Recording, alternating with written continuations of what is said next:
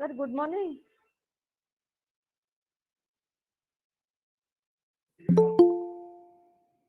What is it?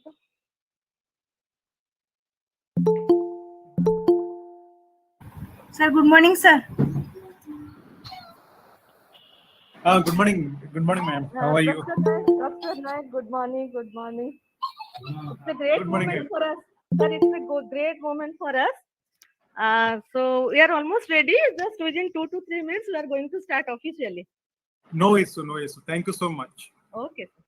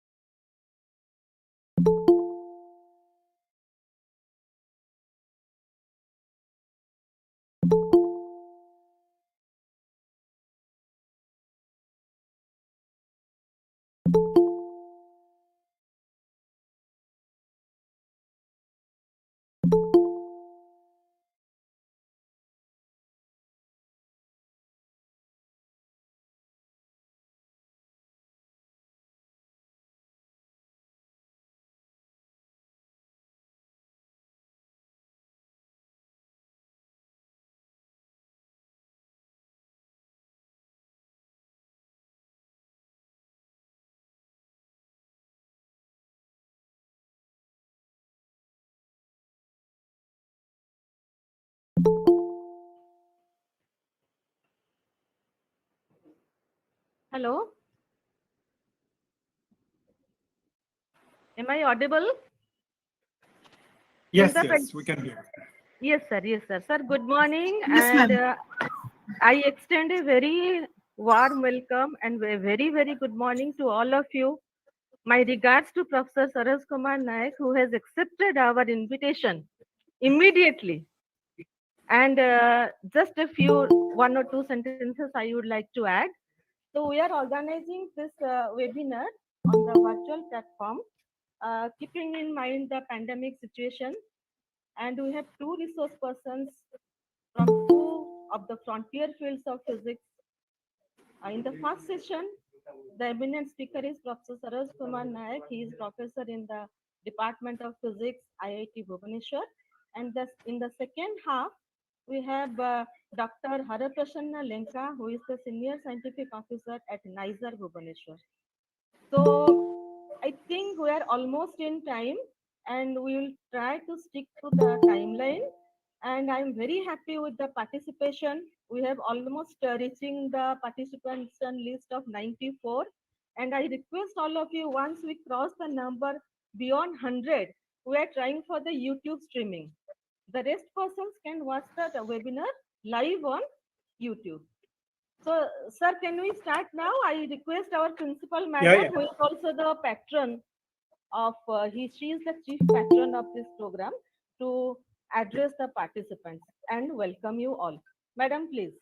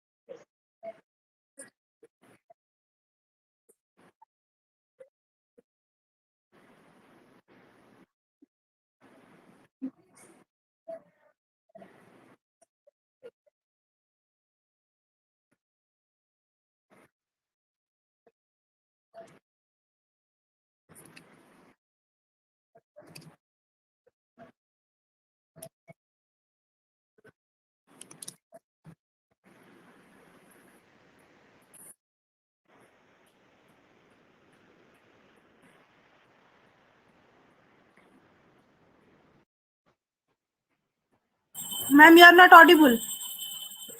Mosi ma'am.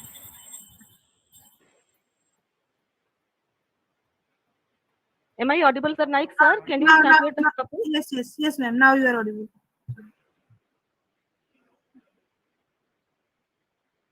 Dr. Naik?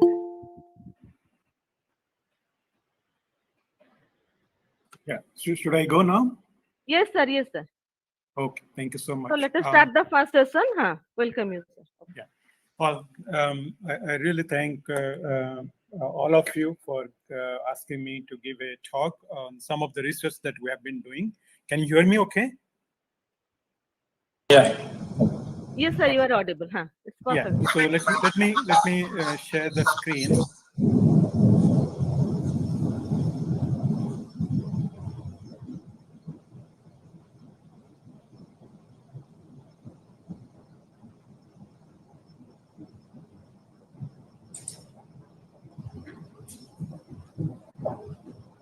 So this is the title of my talk. Can you hear me and see the screen? There is an echo going on. Can you see the screen? Yes, sir.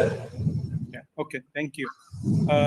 Let me see. If there is an echo, then maybe all of us speaking can mute so that there will be less echo. Okay. I think this is better now. So let me first thank the people who actually did the work on topic that I am going to talk about. Um, how much time I have before that, I really don't want to mess up your timing because you are on the right timing. So I don't want to mess up the timing. How much time I have?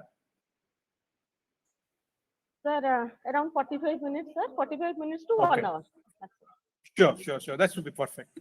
So let me, so I've changed the slide. So this is the second slide. So in the webinar, what happens sometimes there is a lag between the slide. So all of you are able to see my second slide, right? Which is collaborators. Yes, sir. It is visible. Okay, fine.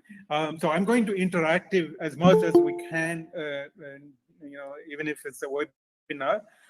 So let me thank the people who actually did all the work here.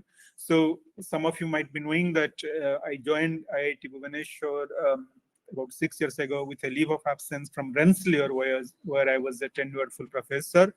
So there, some of the students who did the early work, Adam Simbach, Albert Dertin, and Michelangelo. They all are now faculty at various universities. Nick is actually a senior scientist at IBM. Suping Jang is in Google. Swastikar is a professor in Northeastern University. Nirav Kharche is in Brookhaven National Labs. Then we collaborate with Professor Maurice Washington. Some of the work that you'll see here in the quantum materials has been worked in collaboration with industry, both in US as well as in India. So in US, Intel, IBM are the leading industry with whom we work. And in India, we're working with Tata Steel and Nalco, and we just started a project with Honeywell. And of course, we have been working with experimentalists, also colleagues, Professor Jayan at Rice, Paul Cole at Georgia Tech, Gareth Klimek is an experimentalist. And the recent work with our startup that I will be talking about with Vladimir Bulovic at MIT in US. And on the right side, these are the people from IIT Bhubaneswar. Some of them have graduated already and some are graduating. And also with some other institutes such as IIC Bangalore and SECRI and Amar Raja Batteries, where we have a project with the DST to look at future battery or energy storage materials. So I start with this slide from Physics Today's a couple of years back, and I'll walk you through what our concept of the energy, where physics comes or where quantum materials comes into the picture, and as a citizen also where our duties and interaction with the society would be needed. What this slide shows, as we know, the world population is about 7 billion, and what has happened over this this time, also our energy need has increased with the population increase. In fact, as most of us know, that one parameter that measures the so-called the development of a country, if we just look at the energy consumption. So in that matter, the energy consumption in US is much larger than, let's say, for example, in India. And recently, China's energy consumption has gone much higher compared to also, the developing countries. But the problem of this energy consumption is that most of the energy, if not all, is from fossil fuel. So, and since the COVID that we have been going through for the last 1.5 years, some of us probably paying attention to what's going on in parallel is the climate change. We have seen what happened in climate change in Germany just a few weeks back. We're seeing what's happening in the right at our home, which is India in Mumbai. And we live in the coastal areas, Balasore, Bhubaneswar. All of us know how frequently we're getting storms.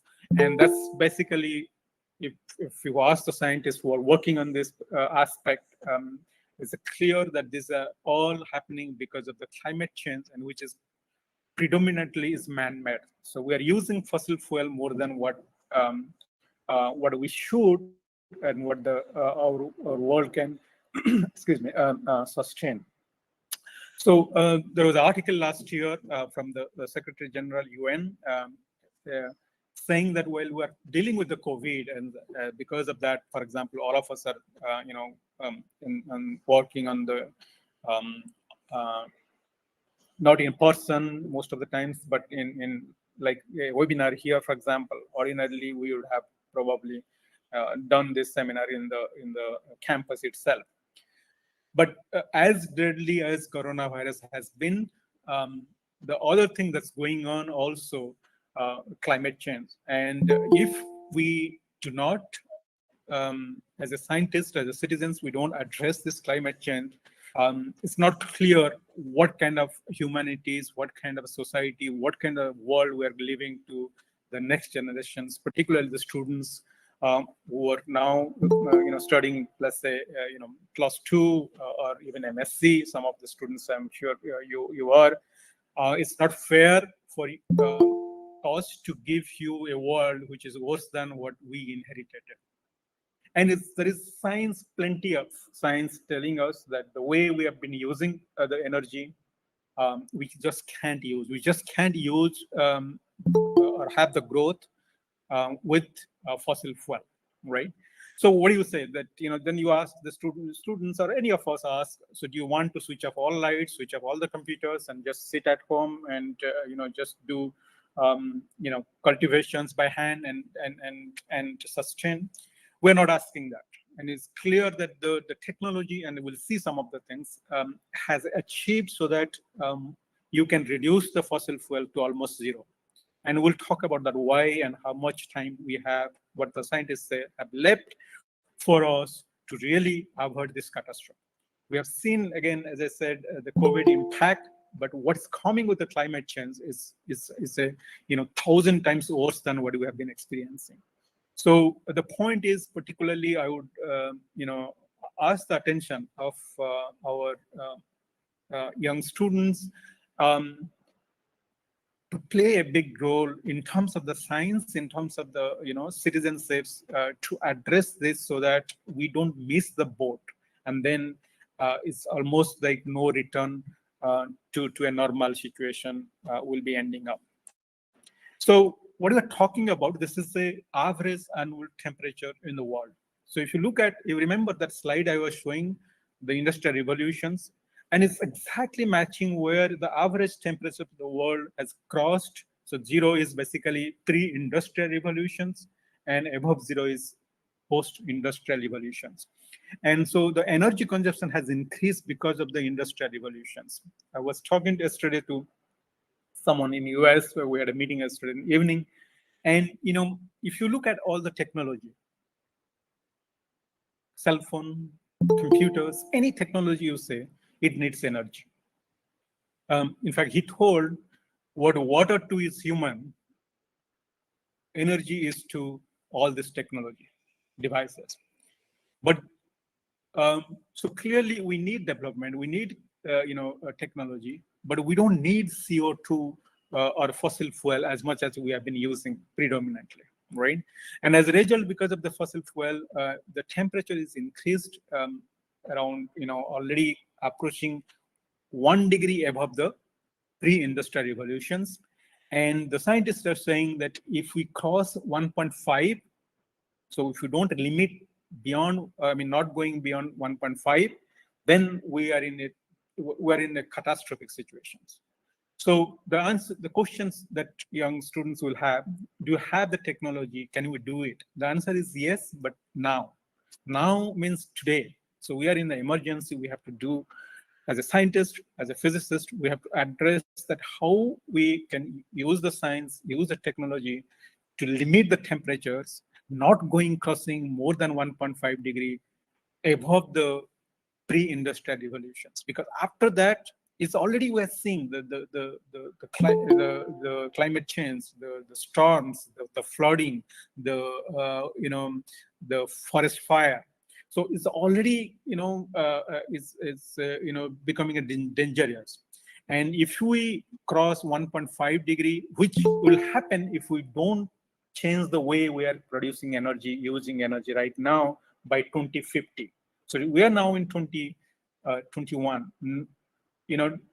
10 years is where we can control it. If not, we are in an extremely difficult position. So it's no longer 50 years, 100 years, yes, things will be all right. So the good thing is that the young people across the world, they're leading it, they're recognizing it, and they're telling this is a emergency. Of course, we need everybody, not just the young. We need scientists, we need politicians, we need everybody to come on board saying that this is a crisis for everybody. It's not like, if China is producing CO2 more than what India is producing, India is going to be all right, because we live in one planet, we share a one planet, and things happening bad in terms of the CO2 in China, it affects everybody. Bangladesh, for example, is already, in experiencing the flooding, water level. They stay in the boats. They had not contributed to this as much as US has contributed or Western countries has contributed, but unfortunately, everybody in the same boat, right? So it's happening, as you have seen, in terms of the ice melting. So as a physicist, what do you do? Well, 6 years ago, many of us, it's not just we are being the only one that are across the world, we are addressing the questions of can we do advanced materials? Can we use our condensed matter? Can we do quantum materials where we can design, let's say, battery, for example, which will use less energy but more efficient? Can we use quantum materials to make solar cells, which will be more efficient compared to the existing one, and hence uses less of the CO2. So to bring this idea, so we form a center of excellence, which is funded by Ministry of Education, Government of India. We're working with, beyond IIT Bhubaneswar, Institute of Physics, IMMT, RPI, Rensselaer in US, Rice University, Applied Materials in US, Tata Steel. And there are other people who have joined, as I mentioned earlier. And what are the things that we're looking at? We're looking at how do we characterize materials?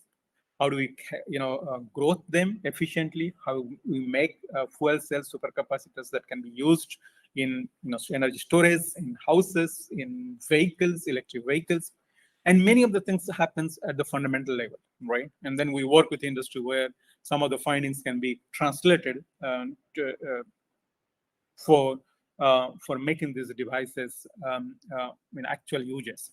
Okay, and we'll show you a couple of them.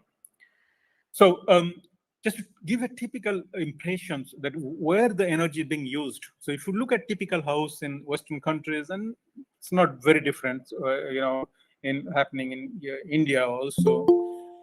As I said, most of the appliances, the technology, they need energy. In fact, all. So they consume about 30% of your electricity bill, right? We in India, we don't have so much of in space heating, but we have a cooling, space cooling. So for example, if you look at your electricity bill, and maybe students will not recognize, but if you ask your teachers and some of us who pay the electricity bill every month, will realize that if you switch on the AC, the electricity bill is double. So almost half goes through the air conditioning, and in the Western countries, half goes on heating the house because they are pretty cold, right? So if we can limit the energy uses, for example, in a house using solar, let's say 90% of that one, then you are reducing the 90% of this carbon footprint, which is a good thing. So we'll talk about that, how efficient it is, how cost effective it is, and so on. As I said, this is a recent article in the Hindu just last month, and it's kind of a loop, right? As the temperature goes up, and we know that, we switch on the AC, and then this AC uses the CO2, fossil fuel coming from culture or whatever, and then the CO2 goes to atmosphere and the temperature increases further. So it's a never-ending battle that we are doing it. We are trying to address very short-term problem by using air conditioning, but that's not the long-term solutions, particularly if your energy that's used to cooling this is coming from CO2. So we started some of the work that I'll be talking about 20 years ago in the US. And, energy consumption, as I told you, in devices, in vehicles,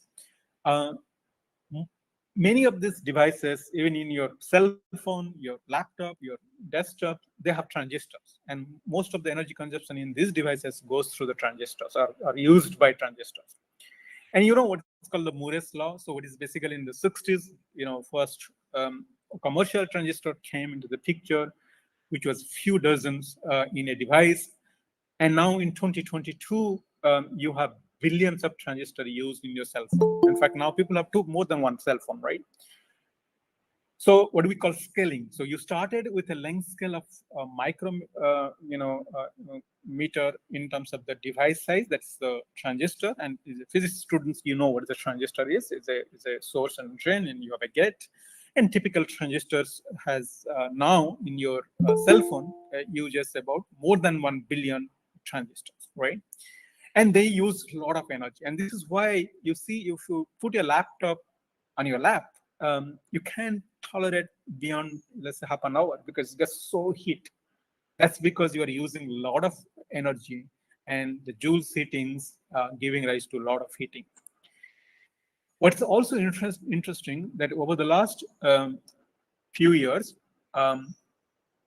the size of the transistor has gone to nanoscale. So what does it mean? It means that earlier in 60s, it was micron, the size of the transistor from the source to drain. If you, let's say, measure, it will be in micron length scale. Right now is in nanometers.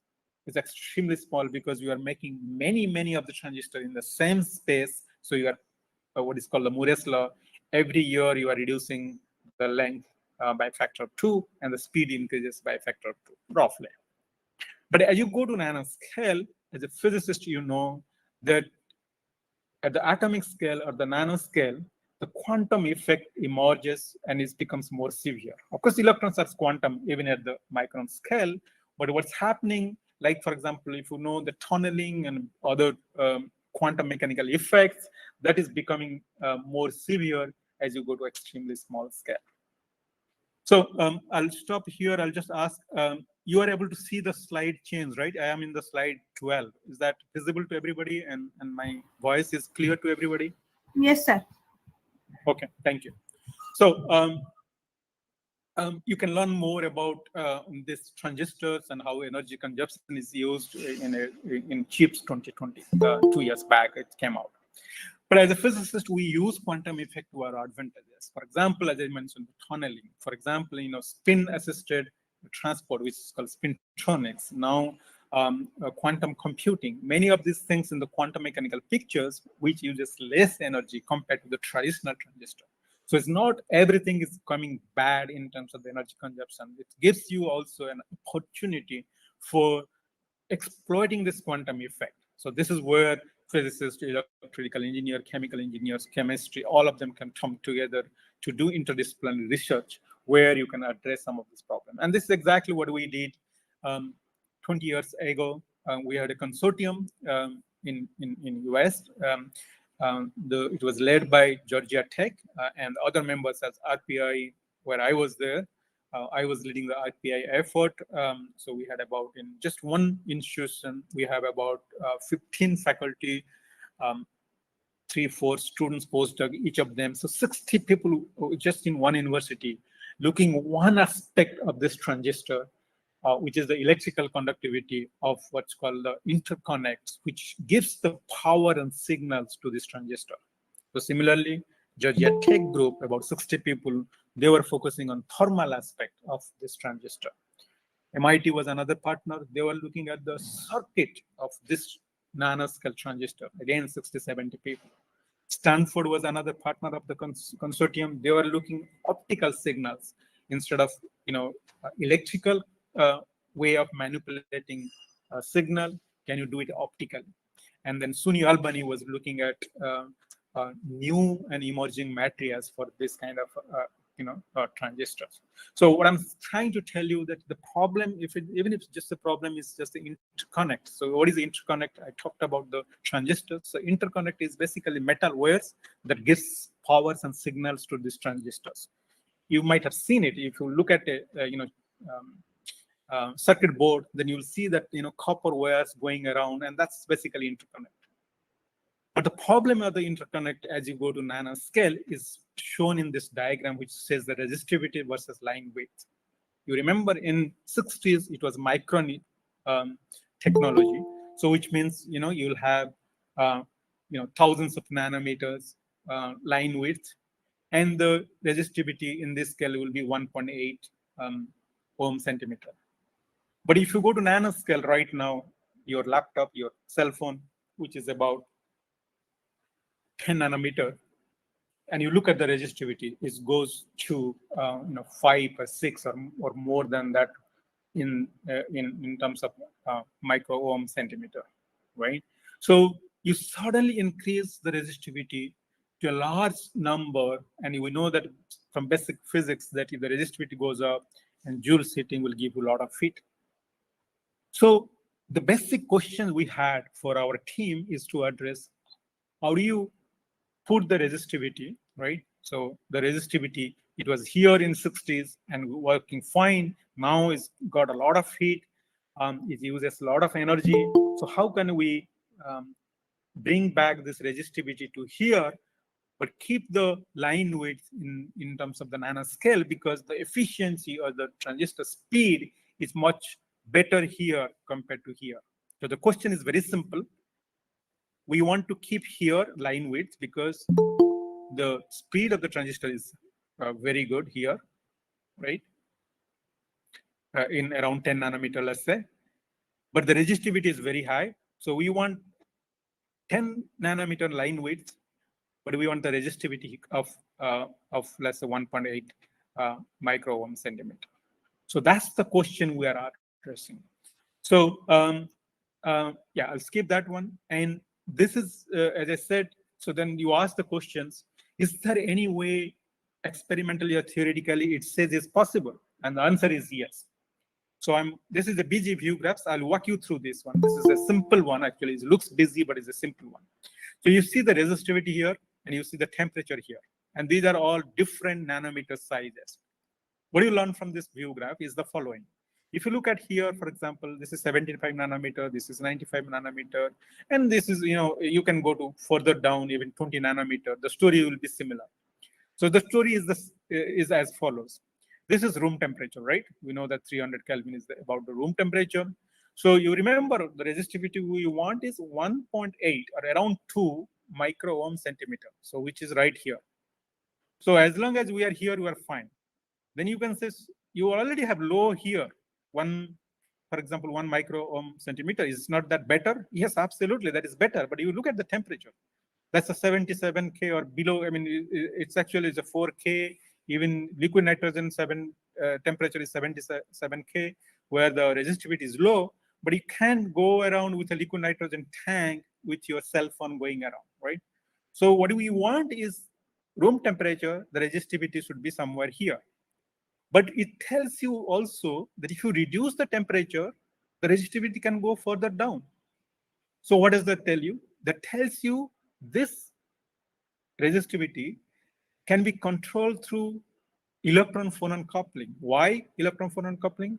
Because what's happening by changing temperature, basically you are changing the phonons. You are not changing electrons. You know, these are all metals. Particularly, this is a copper. So all metals have infinite electrons that we know from the basic physics. You can't change much about the electrons because it's already metal. So you have large number of electrons near the Fermi energy. What you do by changing the temperature, you change the phonons, and because you freeze those phonons or you reduce the vibration. So this work from the experiment told us that there is an opportunity if you can engineer this electron phonon, then you can do really reduce the resistivity. And if you do the resistivity reduction, then you are back in the business, because this is what our target is, 2 microohm centimeter. Well, is it possible experimentally? We have colleagues, as I said, we work with experimentalists, and it's possible to go to that, down and try to engineer, and that's what we have been trying to do, so that the energy consumption will be less, right? So these are different experimental features where it shows that you can go below to 20 nanometers, and remember, these are the technologies which now gone to below 10 nanometer even. So in our group, what do? We call materials genomics in the line of, a few years back, it was a focus. Now, of course, what is happening is machine learning, which is what now our group, along with many world renowned groups, they're working on. The basic essence is similar. Materials genomics or materials machine learning, they are very similar. The idea is the following. You cannot do experiments all the time to try new ideas, because sometimes the experiment is not possible upfront, and sometimes the experiment is extremely expensive, and it's always good to have fundamental knowledge so that you can design and you can do selected experiment. So that's what the simulations and quantum simulation comes into picture. Again, I will not bore you all the details. I'll be happy to answer any questions in later on, right? What do we do? Basically, we solve Schrodinger equations, right? I mean, you can see this is basically Schrodinger equations. But if you have, let's say, 10,000 atoms or 1 million atoms, to solve explicitly Schrodinger equations for all of them is computationally not feasible. So what do? We actually use something called the density functional theory, for which the Nobel Prize went to Walter Kohn and his colleagues, which tells you that using, instead of the wave function that we are familiar with the Schrodinger equations, we can make a square of the wave function, right? Then that we know that tells you the probability of finding the electron. And so when you have a wave function and you have n particle and there are 3 degrees of freedom, then that becomes 3n. So if n is 10,000, then this will be 30,000. The wave function will depend on 30,000 parameters. But if you make them square, it's actually, in a simplistic way, you can think about, you are reducing to the density. It has only components in terms of the x, y, z, so 3 components. But it's easier to say than done. So we solve these equations.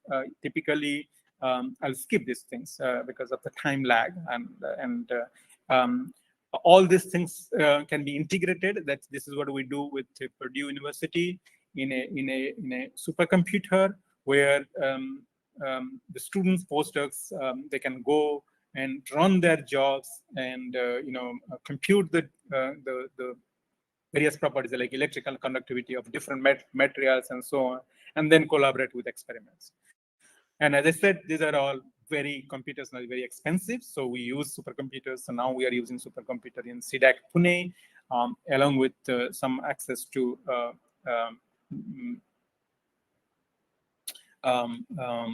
supercomputing facilities in US. So let's come back to some of the results that we have done, and then let's talk about some physics about that one, right? So remember, I told you that we are trying to do electron phonon engineering. So we asked the question, can you do the resistivity change by electron phonon coupling so that the resistivity will be around 2 when the temperature is in the room temperature? Well, first, let's do our standardization so that we know that we are doing correctly in terms of the simulations. So what I'm showing here, they are all different, what you call the phononic band structure. So if you don't know about this one, just don't worry about that one. But you know the resistivity, the simple thing, this is the temperature. So you remember, room temperature is around here. So we want our resistivity around 2. And if you look at all of them, aluminum, copper, silver, gold, they're all around that. Of course, gold is more expensive, and silver has the lowest resistivity or highest conductivity, but we can't use silver because that is very expensive.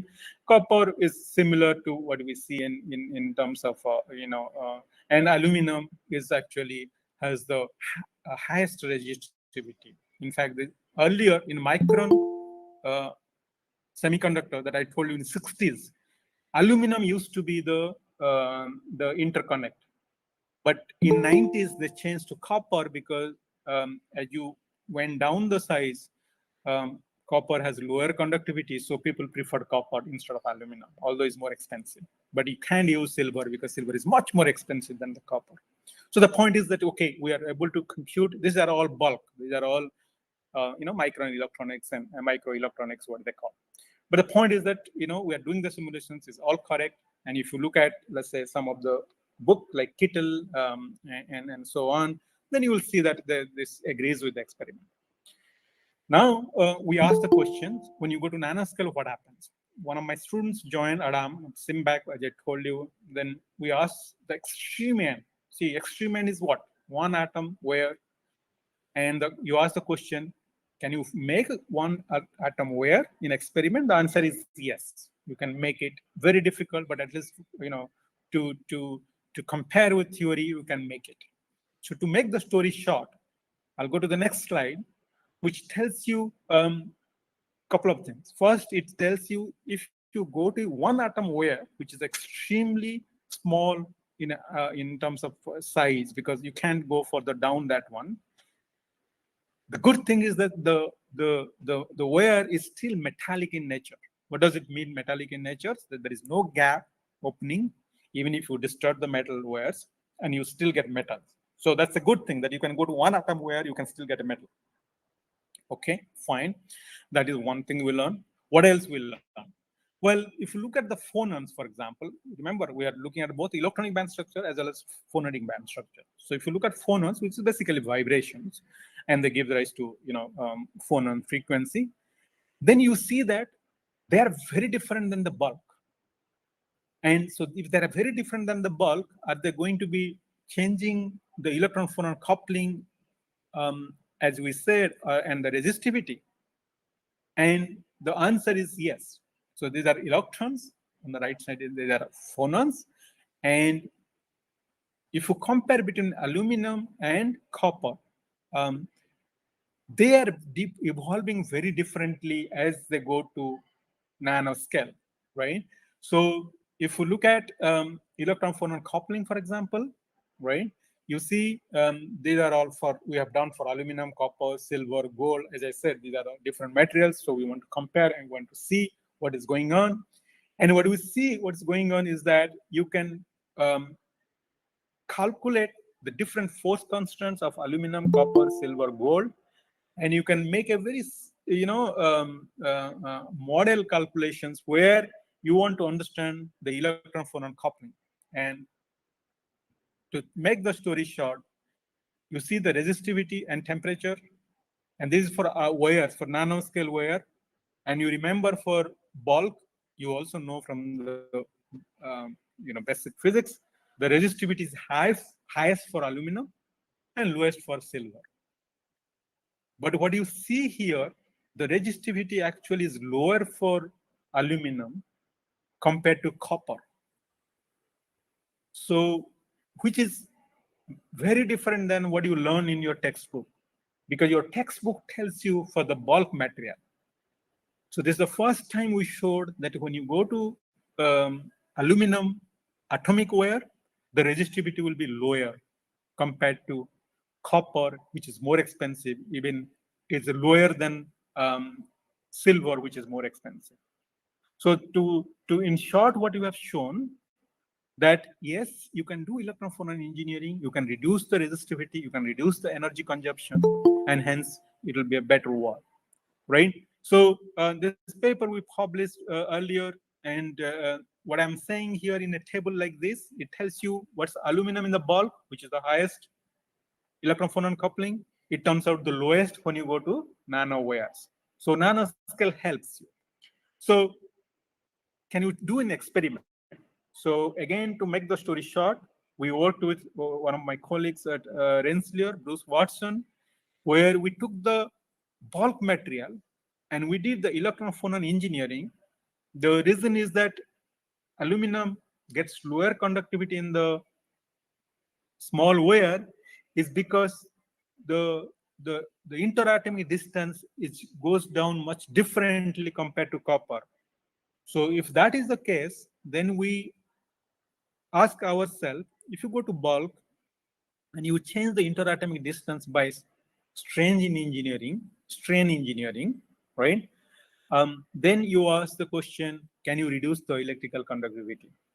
And again, to make the story short, the answer is yes. So by changing the pressure, which is basically tells you that how much strain you have in the wire, so aluminum shows more pronounced response than copper. And you ask the question, what's the basic physics behind that? The basic physics is that compressibility. If you look at the textbook compressibility, aluminum has a different compressibility in terms of the stress compared to the copper. And we did the series of metals in the periodic table, and this is all coming out to be nicely in agreement what we did in both theory, simulation, as well as in experiment. So then you say that, what do you do with that? Well, with that idea, we worked with Intel, with an ALCO. So that was a work with Intel. Then we came back when I came back to India about a few years ago. Aluminum Nalco is the leading producer of aluminum. We approached them about working on this concept of making aluminum better conductor, and in terms of particularly using graphene. Graphene is a emerging new material for which 2010 Nobel Prize in Physics went to Kostya Novoselov and Andrew Geim. And in fact, Kostya Novoselov, who got the Nobel Prize, we know each other before he got the Nobel Prize, and I visited him 1.5 years ago. Now, earlier he was in UK, in Manchester. He is now in Singapore. And the graphene is something that we wanted to work with aluminum. And in fact, our group turns out is the first one in the world to show that if you add graphene to aluminum, the conductivity, particularly the thermal conductivity, goes up dramatically. And this work, what I'm showing here, if you look at the percentage of graphene, the thermal conductivity is much better than copper. And how about the electrical conductivity? Well, I'll show you the electrical conductivity here. The electrical conductivity turns out has little improved, not much, but it has not deteriorated. So the story is, without hampering the electrical conductivity, when you add graphene, the thermal conductivity goes off much better than even copper, for example. And we have a joint patent with Nalco, and now there are many other industries who. Sir, sorry for disturbing in between. Sir, this battery, is it being used for aluminum batteries? Recently, whatever some research is going on regarding aluminum. Yeah.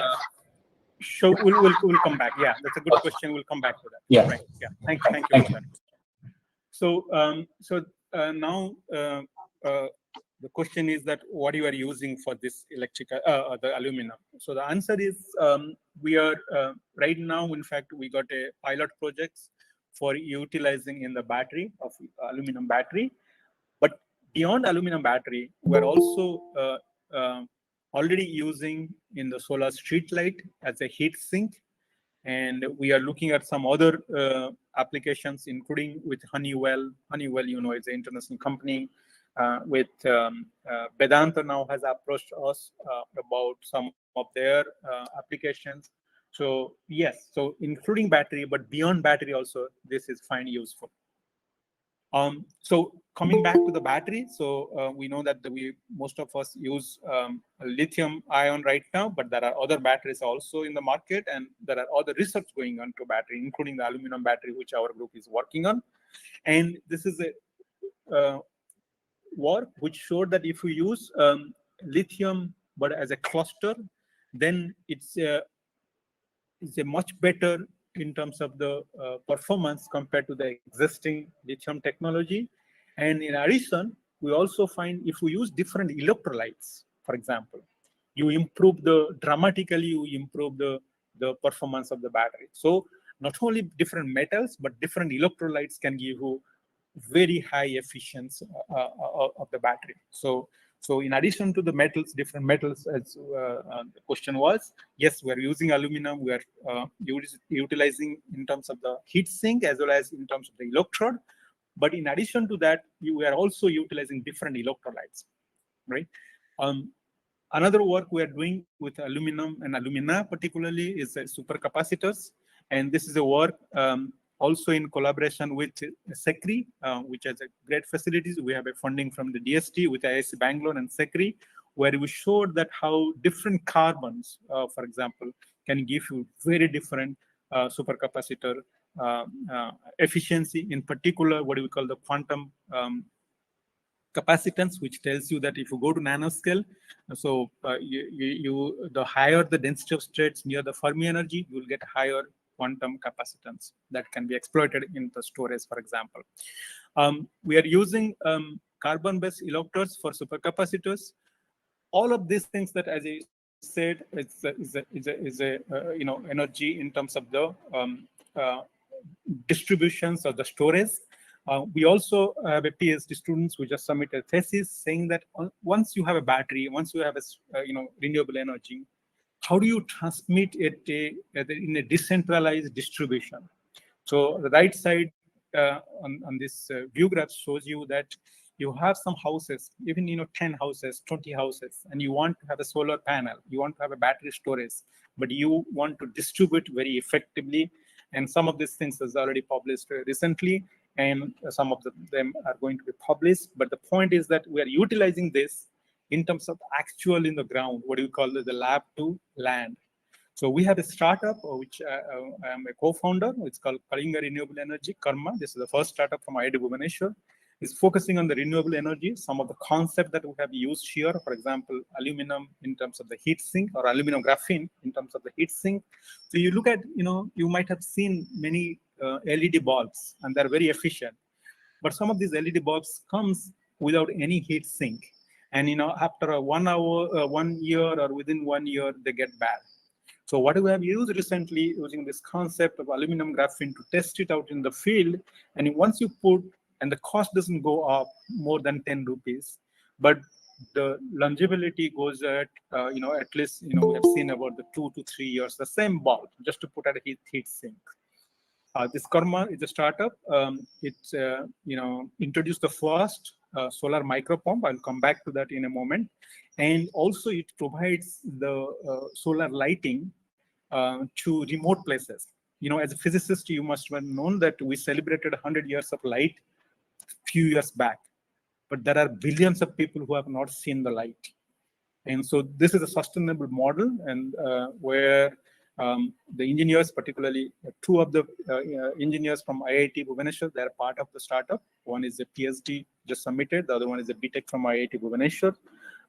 And they are the core team of the Karma, where they develop the state-of-the-art solar technology, including solar pumps for the first time in India that is certified by MNRE, which I will tell you in a moment. But in addition to the lighting that can light not just the small houses, big houses, computers, and everything that you use it.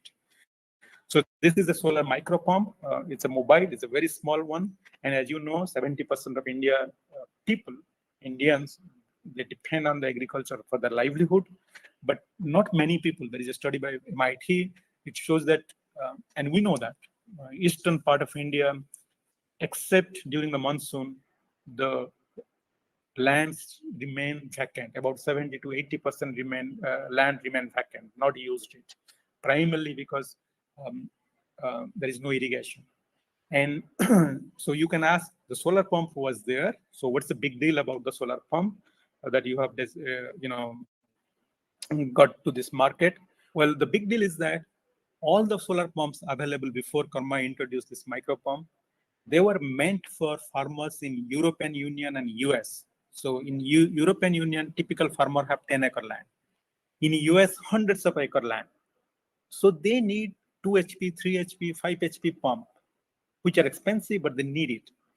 Indian farmers have less than 2-acre land. In fact, we have done a study where, we have done a study from the literature actually. It's already known, but it's not designed that way for making the solar pump, which tells you that most of the farmers have about half-acre land. So to irrigate half-acre land, you don't need a pump that is designed for European Unions and US farmers. So we designed this pump. It's less expensive, it's mobile, it can go from one to other place like Uber or Ola model, where you don't have to own the car, but you can utilize the car. So similar concept here. It can go even in a trolley right now. We have used this panel, which shows the right-hand side, which is flexible. This is in collaboration with MIT US. So you can roll it up, this panel. And it's not only you can go through a cycle rickshaw, but you can go with a cycle or in a bike, for example, because you can roll it. It's about 5 kg, and then you can pump wherever your source is, and then come back and pump somebody else, one. So this is something that we just got a new panel from MIT, and they have come here. We have an agreement with them, and they think that the micro pump that we introduced is one of the best in the world. And we're working with a different agency in India, in Odisha, in Uttar Pradesh, in Tripura right now. So the other thing also for people who care about the societal impact, it turns out that by doing this new technology, you create jobs, right? So that is another thing which is sustainable and which is healthy for planet and healthy for humankind. And the best way, I believe, is to teach them, the students, the younger generation, is through really make them, working in the field and working in the lab. And that's what we're trying to do it. The Karma has about 30 people right now. And if youngsters are interested, they can contact us so that, you can have your own startup. In fact, after we start a startup, we have now 4 or 5 students. They have their own startup where they are providing some of the materials to Karma. They're saying also they're sending materials to some other organization. And I think that's how you can create good jobs and less impact on the environment, but utilize your training and the physics background or science or engineer background for a better world. So what we sold in quantum materials is the physics of energy, which provides a fundamental understanding, but it also gives you many applications, and particularly in the sustainable world. So many of this work that I told you here, they have been supported over the last 20 years from different agencies. DARPA, which is the defense organizations that supports research in US, New York State, National Science Foundation in US, Office of Naval Research in US, IBM, Applied Materials, Intel, the company, and from Ministry of Education in India, NALCO, and Department of Science and Technology. So with that, I thank you for your attention. I'll be happy to answer any questions.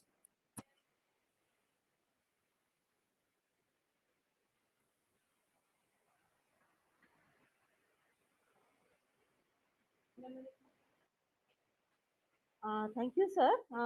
Now I request the participants, if anyone has any question, please, you can unmute and ask the question.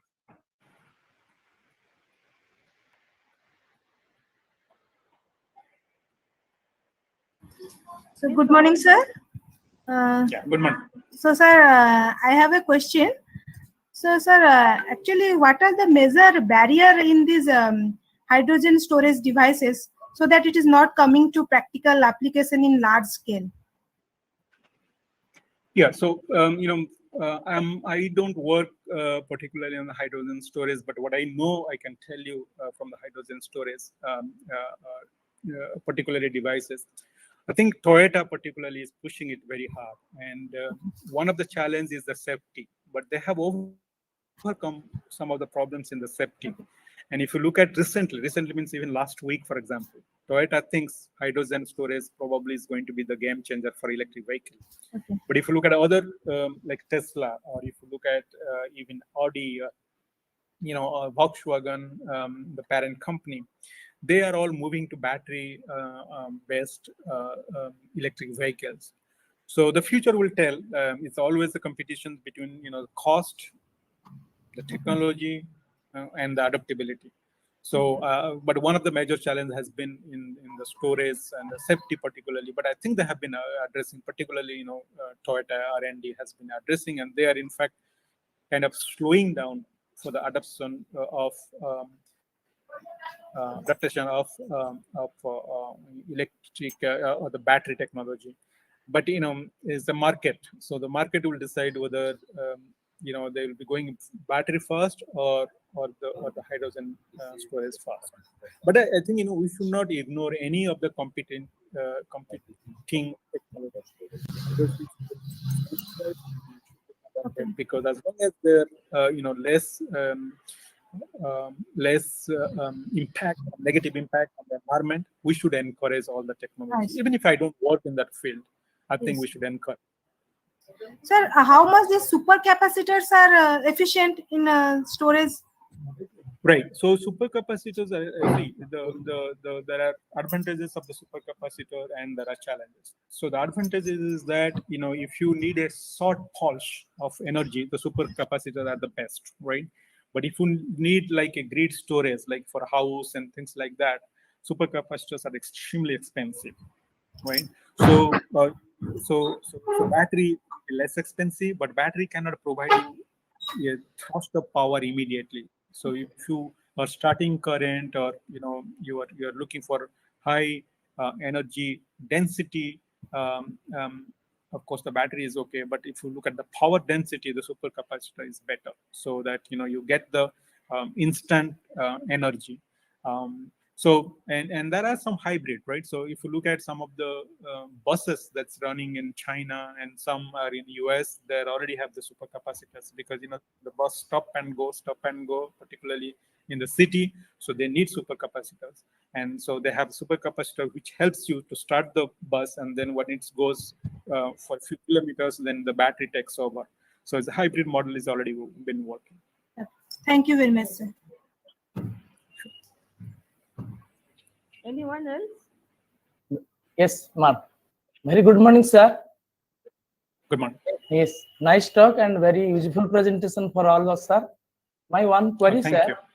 My Yeah. one query, sir. In recent experiment, up to what we're doing, up to what temperature range approximately we can freeze our phonon-electron interaction? Right. So if you look at some of the experiments that I'll just show you again the slide.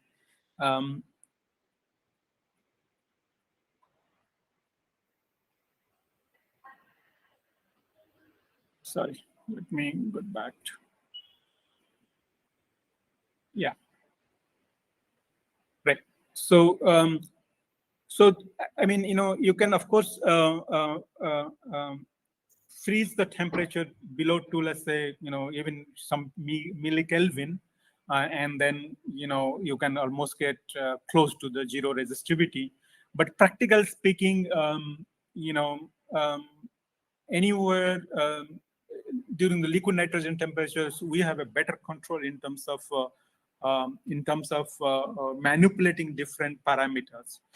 So to answer your questions, you can go to millikelvin. That's not an issue. But then, practically, you'll not be using anything other than realizing how much the phonon contribution has been, how do you freeze, what temperature it becomes frozen, and so on and so forth.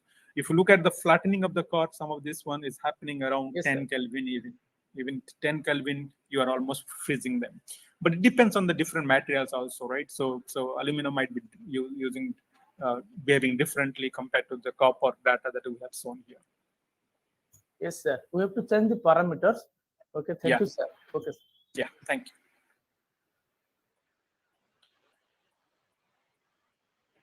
Any more questions? Sir, I have a question. Yeah, Yes, please. Karan. Sir, if we don't use the coal for producing electricity, as it's increasing the global warming, so use it. So if I heard part of your questions, you said if you don't use coal, but then the rest questions I could not hear you. Can you repeat it, please? Sir, if we can't use coal as it's increasing the global warming, Right. where we can use Yeah. So if I'm understanding the questions, if you can't use coal for the global warming, what are other options we have? Actually, that's a very interesting and very important question. I don't know that some of you might be knowing. Last year, the entire UK, United Kingdom, it was using mm, majority energy is from solar and wind, not coal. And just to give a perspective, India uses about 80% of its energy from coal. And I think right now in UK, if you want to go 100% renewable energy, they're able to do it. So there are other options also, right? So nuclear is another one, but the nuclear has its own challenges. France uses nuclear energy, but Japan has stopped building any nuclear reactor. Germany has stopped building any nuclear reactor. So although nuclear is a green, but it has its own challenges. But clearly, some countries like France, they have been leading in the nuclear. So the options are there. So in summary, for example, I mean, if you look at, let's say, I showed you some of the villages that we have given energy in terms of their livelihood and also their lives. They don't use anything grid, and 24/7 guaranteed power is happening through solar because we do solar. That's why. But there are countries where you can store energy with wind, and then you can be producing large amount of wind energy. And I think the recent European Union and both US, this means just a month ago or so, they are saying that if let's say they're importing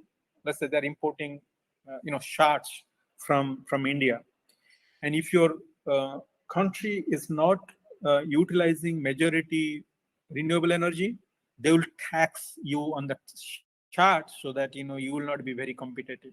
And I think these are the things that are coming into the market, that you can no longer say that I don't want to use it because it's more expensive. And it's actually, the other thing I should point out, even in India, even in, as you speak here or in Balashore, if you want to use solar, is less expensive compared to Sesu, or I don't know what is the electricity unit that Baleswar is talking about. So your electricity bill is more expensive than if you are using solar. But only one thing, that solar needs in initial capital investment, and for that, Government of India has come out with a plan. They are giving in almost 0% interest-free loan, so that people don't have to spend um, initial money. It's like when you rent a house, of course, it's less expensive. But then if you rent the house the entire life, then you are not building an asset. But then if you have a EMI, all of my, let's say, assistant professor who join in IIT Bhubaneswar, they buy the house from the day one. They don't pay the whole amount. They pay 20% down payment, and the rest they pay through EMI. And they, by the time they are in the middle of the career, they have a house as an asset. Whereas earlier, everybody used to pay rent, and then only when they retire, they only used to buy the house. So same story for solar. So solar, if you spend, let's say, if you spend 50,000 in solar, right now it takes 3 years to recover your money, and solar is warranted for 25 years. So imagine now, only 3 years you recover. The rest 22 years you don't have to pay any bill. But obviously, the initial investment, people don't want to do it, and this is where the government policy can help. And they're starting out saying that is basically 0% interest. So you pay through EMI maybe instead of 3 years, 4 years, but or 3.5 years, and after that is free. So the options are there right now. But if you had 10 years ago, no, the price was so high it was not affordable.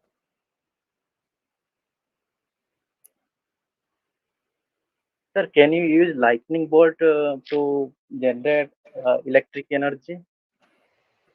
I don't know how much energy you will get through that, right? So it depends on your energy consumption. You might get some energy. I mean, even for example, if I'm just doing this mechanical one, and we know that watch doesn't have any battery nowadays, right? I don't have a watch, but I'm saying that there are some watches that don't have the battery.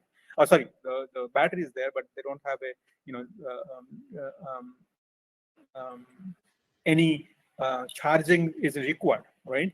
Because by mechanical oscillation, by diffuse light, I mean, in this house, for example, because it's cloudy here, we don't get a lot of sun now, but still efficient sun is there to generate electricity. So in the house I'm sitting, it's a cloudy, as I said, but the solar panel is still in the cloudy is producing 40 to 50% of the total capacity. Still in the cloudy, it is still pumping the water. So you don't need full sun, for example. So what I'm saying is that it depends on how much energy you can get through that source. I don't think you can get much, but I'm not an expert in that area, so I can't really compute it. You will get, so my point is you can get energy from many sources, but the point is the density, how much energy you need and how much you have to put in the terms of the cost. If that matches, that compares well with the market, then sure.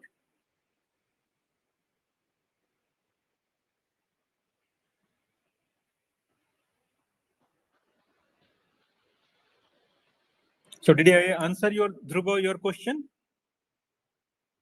Yes, sir. Thank you.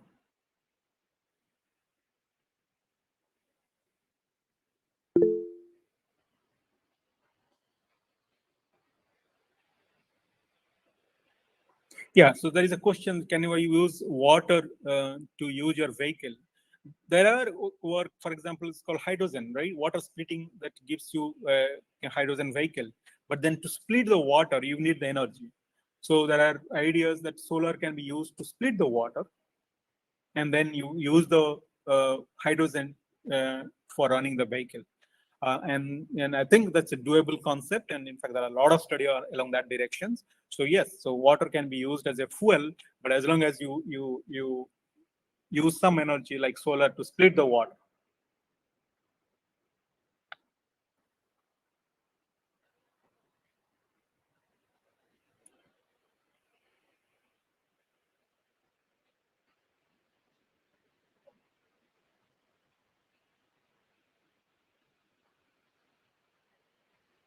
Okay, so if there is no more questions, I think there is no more questions or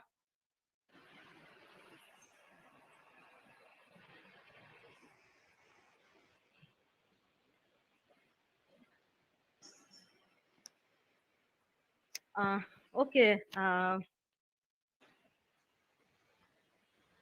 So after completion of the first session, so let me take this privilege to speak a few lines about our eminent speaker. Sir,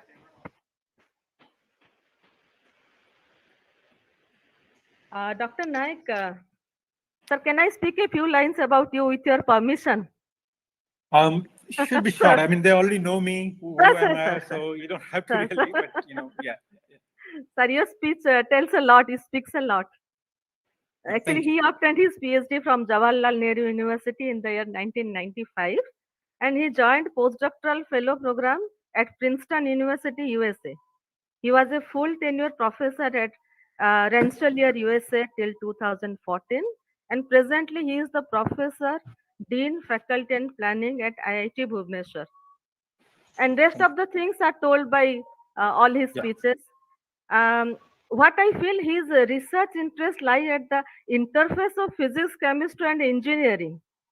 And he has, in fact, bridged the gap between the theoretical studies, theoretical results, and the output result and reaching it to the people. That's a very good, commendable work, sir. So we salute you. And Thank he has played a vital role in establishing two centers of excellence at IIT Bhubaneswar, and he has more than 200 publications to his credit. That is incredible. Now, officially, I request Professor Dr. Sunita Mahanti to extend a vote of thanks. Thank you, ma'am. So, good afternoon, all of you.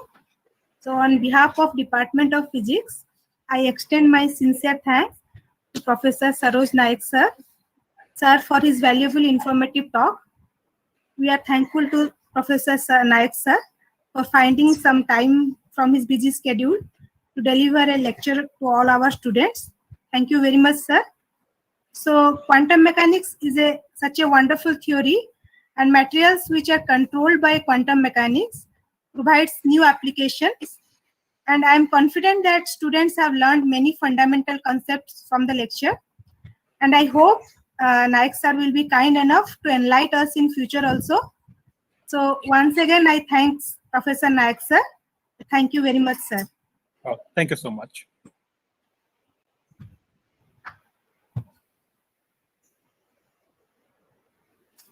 Thank you, sir. So we will be proceeding towards our second session. Dr. Lenka, sir, are you ready? Can you start now? Can Yes, you yes. start now? Okay. Yes, So yes. before start of his lecture, let Can me I just take another 1 or 2 minutes? I'll just one Sir, or sir, two. please. I'm just going through some formalities. Okay, one or 2 minutes. I will just go. Okay, sir. So coming about the second session speaks about a different type of talk, that is a particle accelerator. We must have heard starting from the CERN experiments and all when it was covering the worldwide news. So basically today's talk, that is starting from the basics to the application side, and the topic is particle accelerator, exploring mysteries of nature to its unseen impact on science, society, and environment. So it again gives me immense pleasure to introduce our esteemed speaker, Dr. Haraprasanna Lenka sir. Dr. Lenka obtained PhD from Institute of Physics, Bhubaneswar. Then he did his postdoctoral research from ISER, Kolkata, and IKSKU Leuven, IMEC, Belgium. That is the University of Belgium, I suppose. Under Belspo Award for a small tenure, he was faculty at SMIT, Sikkim Manipal Institute, Triple IT Bhubaneswar, and Rajendra College, Balangir. His expertise in handling instruments, setting up of new experiments is noteworthy. Presently, he is working as senior scientific officer at NISER, Bhubaneswar. We again extend a very hearty and warm welcome to you, sir. Uh, and we hope this session will be very much interesting. So within 1 or 2 minutes, we can start the session. Yes. Participants, please be with us.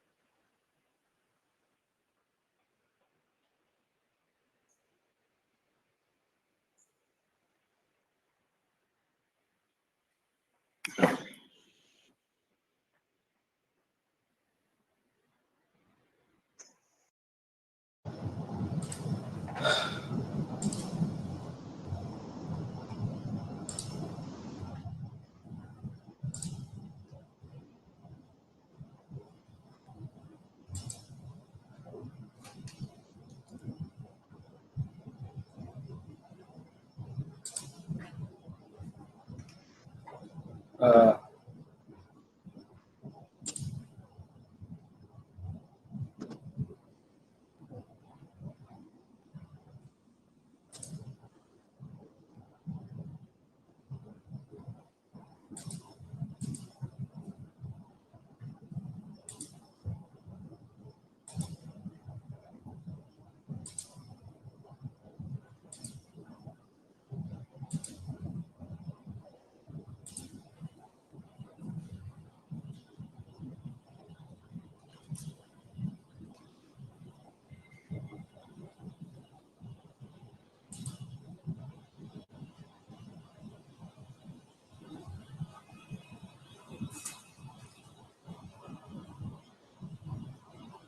Hello, madam, I am ready. Is the slide is coming? Yes, sir. Yes, sir. It's not. It's fine. It's visible and you are audible also. Huh. But now my this one is not okay. Stop. I will just stop again and restart. Okay.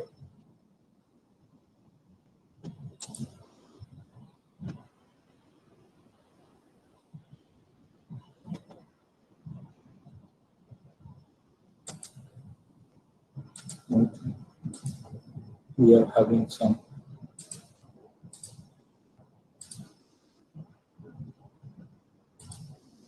Is the slide visible right now, madam? Yes, sir. Yes, sir. It's visible. Uh, good morning to. It's going to be known. So good morning to all of the dignitaries, and I am really thankful to the Mosumi madam for inviting me, as well as uh, Samir for giving me last minute discussion to give a presentation on particular accelerators or on something to undergraduate and postgraduate students in FM college. And I'm also thankful to the principal of FM college, Balashur, for giving me this opportunity for this national webinar. Before starting this presentation, I would like to just mention that I have worked on for last 2 decades. So basically I have worked on particle accelerator based material science. So this talk is not going to be a very technical talk. So that's why I have given a broader title, that particle accelerators exploring the mysteries of nature to its unseen impact on science, society, and environment. So before the start of the talk, I just like to mention this is an introductory talk, not a technical one. Here I will be barely uh, able to throw some basic knowledge about the accelerators and touch upon little details of physics behind it and their use. So it will be an attempt to give a large overview, and the ingredients of this talk are coming from a lot of references, including some of our own research works and other open sources. Madam, am I audible? Sir, it is okay. You are Okay. audible, sir. Before this one, I would like to say to the students that these are some of useful links and literatures from where this has been this talk has been prepared. So basically, I have gone through accelerator business is it's a worldwide business. So mostly it is concentrated. Bigger money is concentrated in SORM and Geneva, and another is Brookhaven National Laboratory, BNL and LBNL, and Fermilab. So I have used so many literature. Even in our research also, we follow those things. So these links and literatures will be useful for the people to follow. Sir, excuse me. I think your slides are not moving. Yes. It's still on the first slide. Yes. So please check, sir. yes. So what are accelerators? What are they? How do we need them? Why do we need them? Why accelerators are important? What are their applications? Then I will come down to how do they work? Basically, what are the principles? What it can be done using characterization, and then is it really working for future or for future jobs, future research? Where is it leading us? Because it has already the first accelerator was invented in 1930. So these are the accelerators worldwide. So there are till date something around 30,000 accelerators in the world, and this is a report from 2013 to 14 onwards. And you can see out of that, mostly. Sir, please excuse me, sir. I think your slides are not moving. Is it? It's not moving now. Slides are not moving, sir. It's still on the first slide. Oh. Now it's okay, sir. Now it's okay. Oh. So I don't know why. So in this mode it is not moving. And now? Sir, now it's moving, sir. Okay. Now is it moving? Yes, sir. Yes. Okay. So do I need to go to the previous slides? So these are the, and that's what I told them. It's an introductory talk and not a technical one. And some of the literatures are mentioned here in this slide. And mostly from CERN Large Hadron Collider, there is some library available, openly available to all.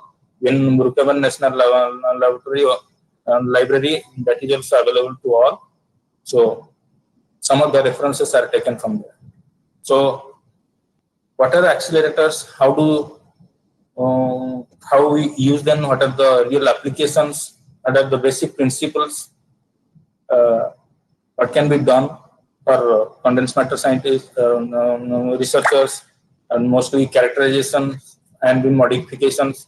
A lot of things are being done, which I will be telling in the next slides. And in future, what research it is carrying. Some say it is saturated because nuclear physics research somewhat saturated. So many, even in many nuclear reactors, they are shutting it down. But what place accelerator pose in this present scenario? So till date, there are 30,000 accelerators. Madam, these slides are moving right now. Please change one slide. The slides are moving right now. Sir, please change one slide. Then we can say.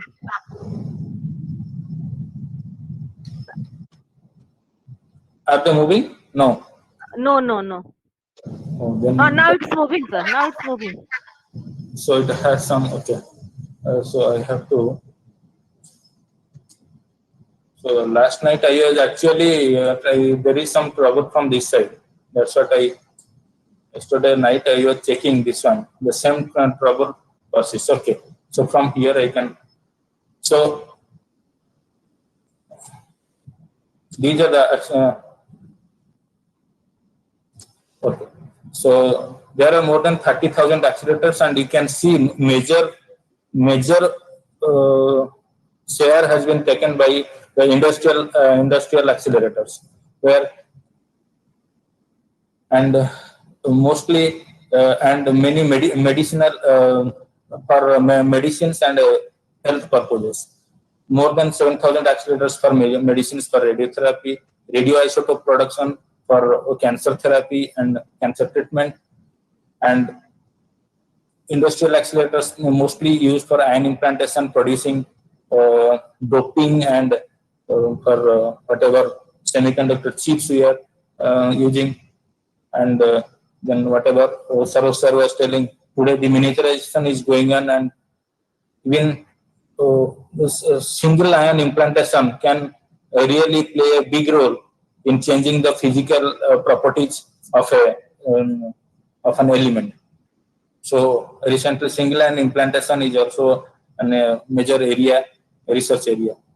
Then electron accelerators are also being used for cutting and welding, food sterilization, and characterizations are mostly done because here you do not need to break the samples to know what is there inside. So it's a non-destructive test. So accelerators is itself a discipline because it's a huge complex machine. It needs a lot of manpower as well as fund and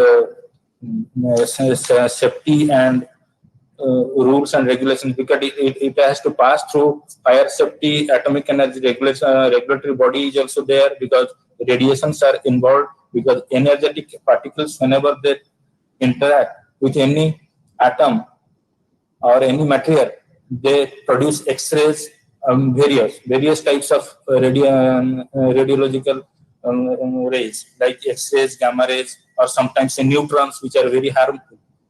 So we have to take permission to run a machine. So that's why it is a very large discipline.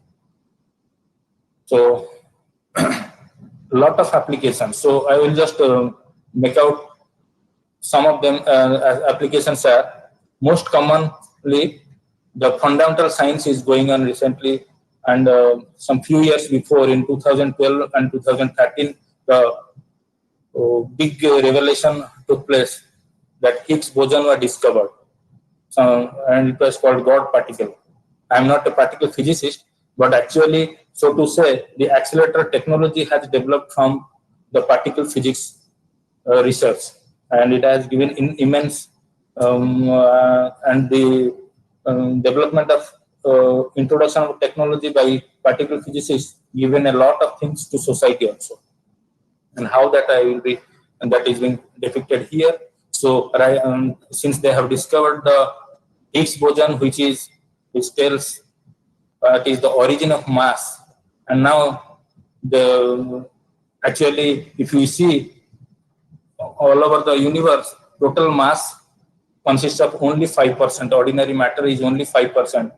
Out of that, only 20, and what, because why 5%? Because that much mass or that much matter we can only see. You can see whenever light falls upon some object, and but we feel that we have whatever stars, planets, moon, sun, everything, whatever we see, we think, and galaxies through Hubble telescope or X-ray telescopes, we think everything that much is our whole universe, but it's not. Those are only matter, few 5%, and out of that, 20% is dark matter, because what we don't see.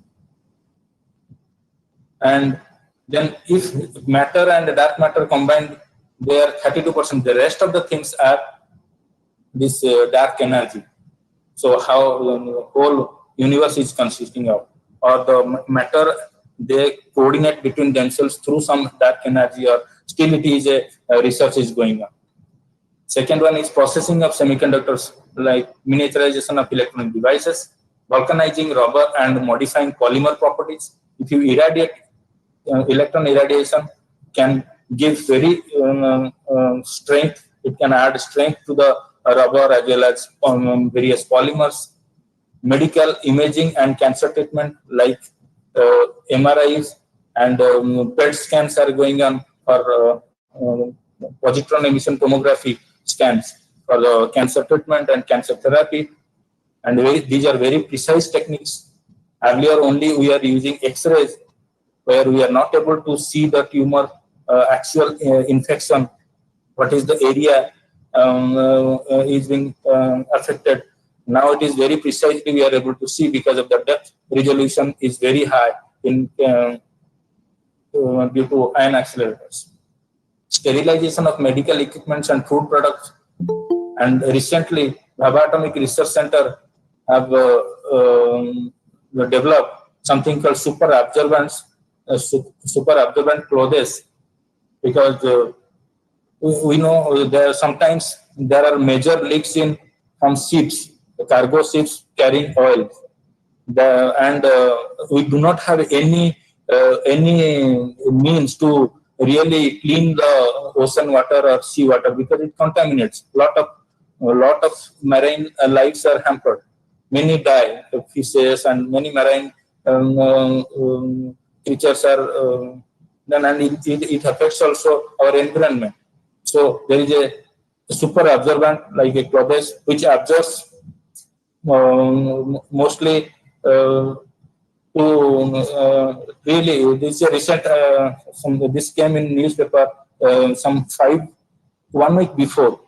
BRC put out a newsletter, and cleaning industrial flue gases, for instance, combustion of exhaust gas produced at power plants and purifying water, even then mineral and oil prospecting, cargo screening. That means if you are taking a car and that is related to our safety security of our nation, because if a cargo truck is going, a sealed cargo truck is going through a territory, and you do not know what is in the border areas, you do not know what is happening, what is being carried. So if it goes through a tunnel which is through accelerated ions and which produces then very hard dense X-rays, so that gives some idea about what is there inside. So without checking, you can cargo screening can be done. Radioisotope production for medical purposes, radiocarbon dating, and this for fossils of early universe, and then mostly this computer that showing the information. Here also the chip is being used using an accelerator. And finally, ultra precision microscopy.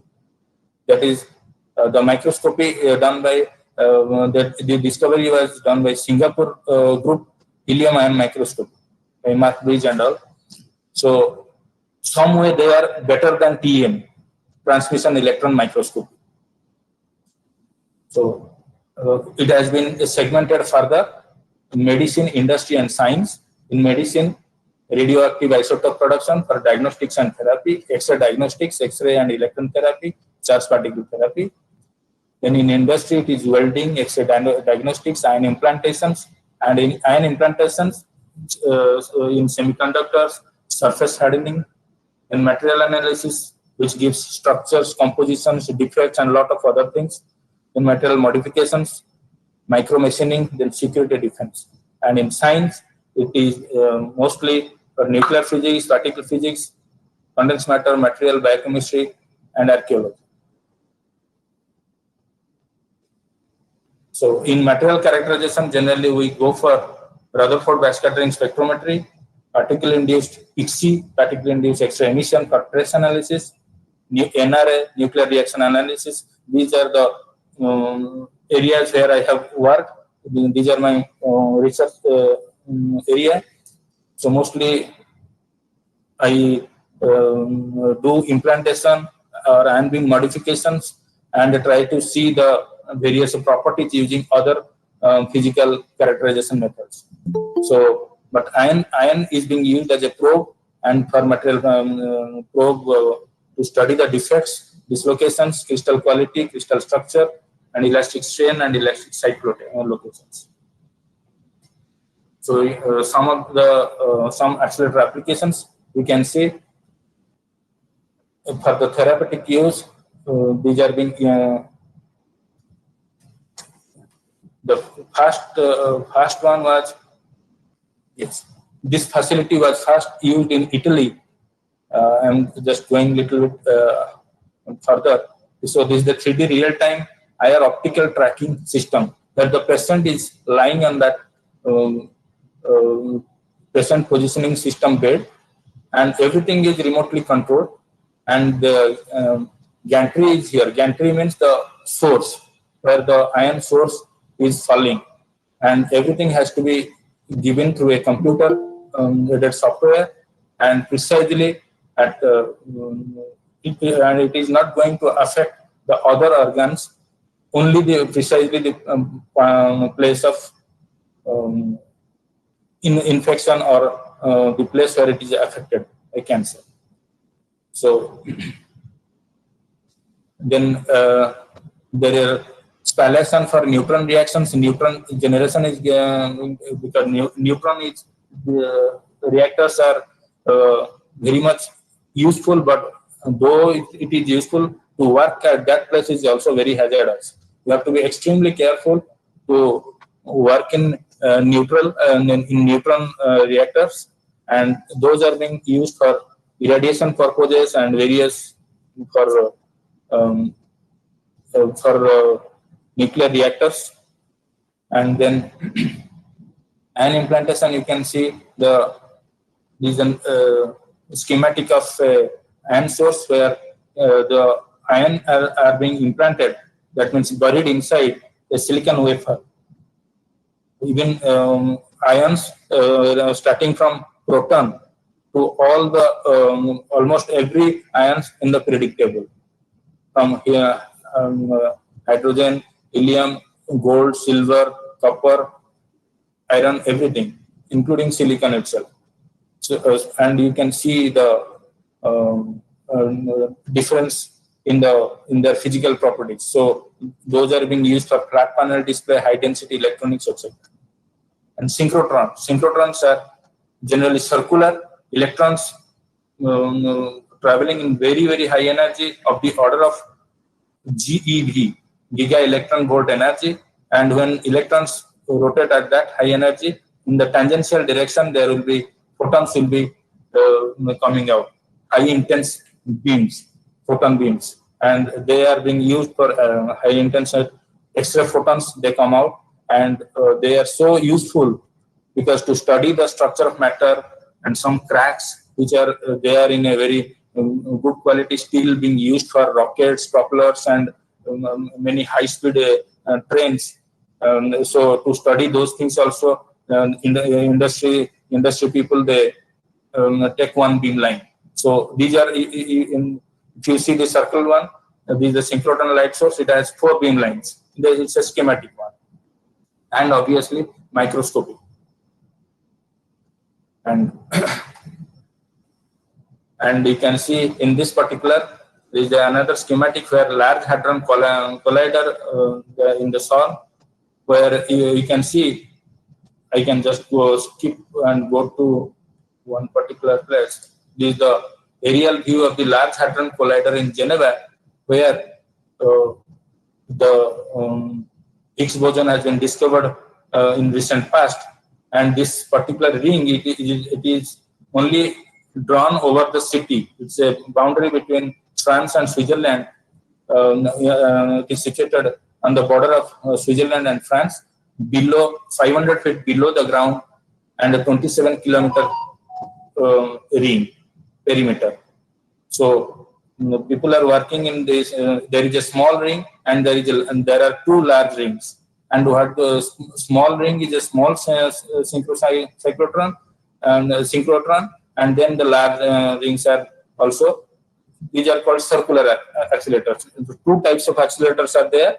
One is linear accelerators and linear and circular types. So these are circular types. And 2 beams, that means sometimes what happens, there is a fixed target and beam can travel in one of the rings and hit it. And sometimes there are 2 moving particles, let's say proton and proton, or gold. Both of them rotate and collide in a center of mass frame. So going back to this one, and this already I have told in industry, something around 20,000 accelerators is being used for ion implantation, e-beam material processing, etc. And without wasting that one, so finally, what are particle accelerators? Particle accelerators is a machine that accelerates elementary particles such as electrons, protons to very high energy. Sometimes they are called atoms masses. On a basic level, particle accelerators produce beam of charged particles that can be used for a variety of research purposes. Circular accelerators which propel mostly electrons. And what are the basic physics, underlying physics? The beam is being produced at one source, then they are bunched, and then they are focused and collided and detection. So there are 3 to 4 parts: source, then extraction, that means bunching and focusing, being focusing, and then interaction, beam target interaction, and then detection. So these are the 4. So how do they are being generated? Varying various methods. something called sputtering through some sputtering technique and some ionization method. Sometimes these are also being produced using high thermal ionization. So once the charged particles are produced, they have to be accelerated through a tube using electromagnetic field. Electric field gives energy, gives a kick to the charged particle, and magnetic field, what it does, it gives the direction, bending of the gives a change in direction, gives a bend to the charged particle, and they smash particle into the target and other particles, and then detectors, they record the collisions and identify what are the materials, which is called as characterization. So this is a schematic ion acceleration and transmute. It is in the source. If it is these are schematic. So if it is being generated at 10 kilovolt and 200 kilowatt, then it transfers, gets extracted, and in the accelerator section, the energy of the charged particles raises up to 1 to 10 megavolt, and then it hits the target, and there is a detector to detect which type of particles, whether it is what are the defects in the material, and so many so other things. So the typical currents are around picoampere, sometimes nanoamperes, sometimes microamperes. So these are the so here in our Institute of Physics, Bhubaneswar, where I have worked, I have used this machine, and in the ion beam lab, it is a 3 megavolt the energy of that any proton or any ion is 3 megavolt, and the central part where it is written 9 SDS NEC USA. So there only the before that one, the energy of the ion goes to whatever it goes, but the energy comes out with 3 mega electron volt. The energy of the charged particle can vary from 1 mega something around 800 keV to 3 mega, because maximum energy of the accelerator is 3 MV. So energy will be 3 MeV of the charged particle. So maximum it can go to 3 MeV. But if you change the charge state to that is for a single charge state. If you change the charge state, it will go to 6. If it is a doubly charge, it will go to 6 megavolt. And if it goes to sometimes, so it depends on equal to Q plus 1 into terminal voltage. Okay. And presently in NICER, School of Physical Sciences, NICER, we have there is a proposal for a 400 kV heavy ion accelerator, and this is just a schematic, and a lot of almost all instruments have come up, and it has to be installed. Because of this corona pandemic, we are not able to install it, because it has to be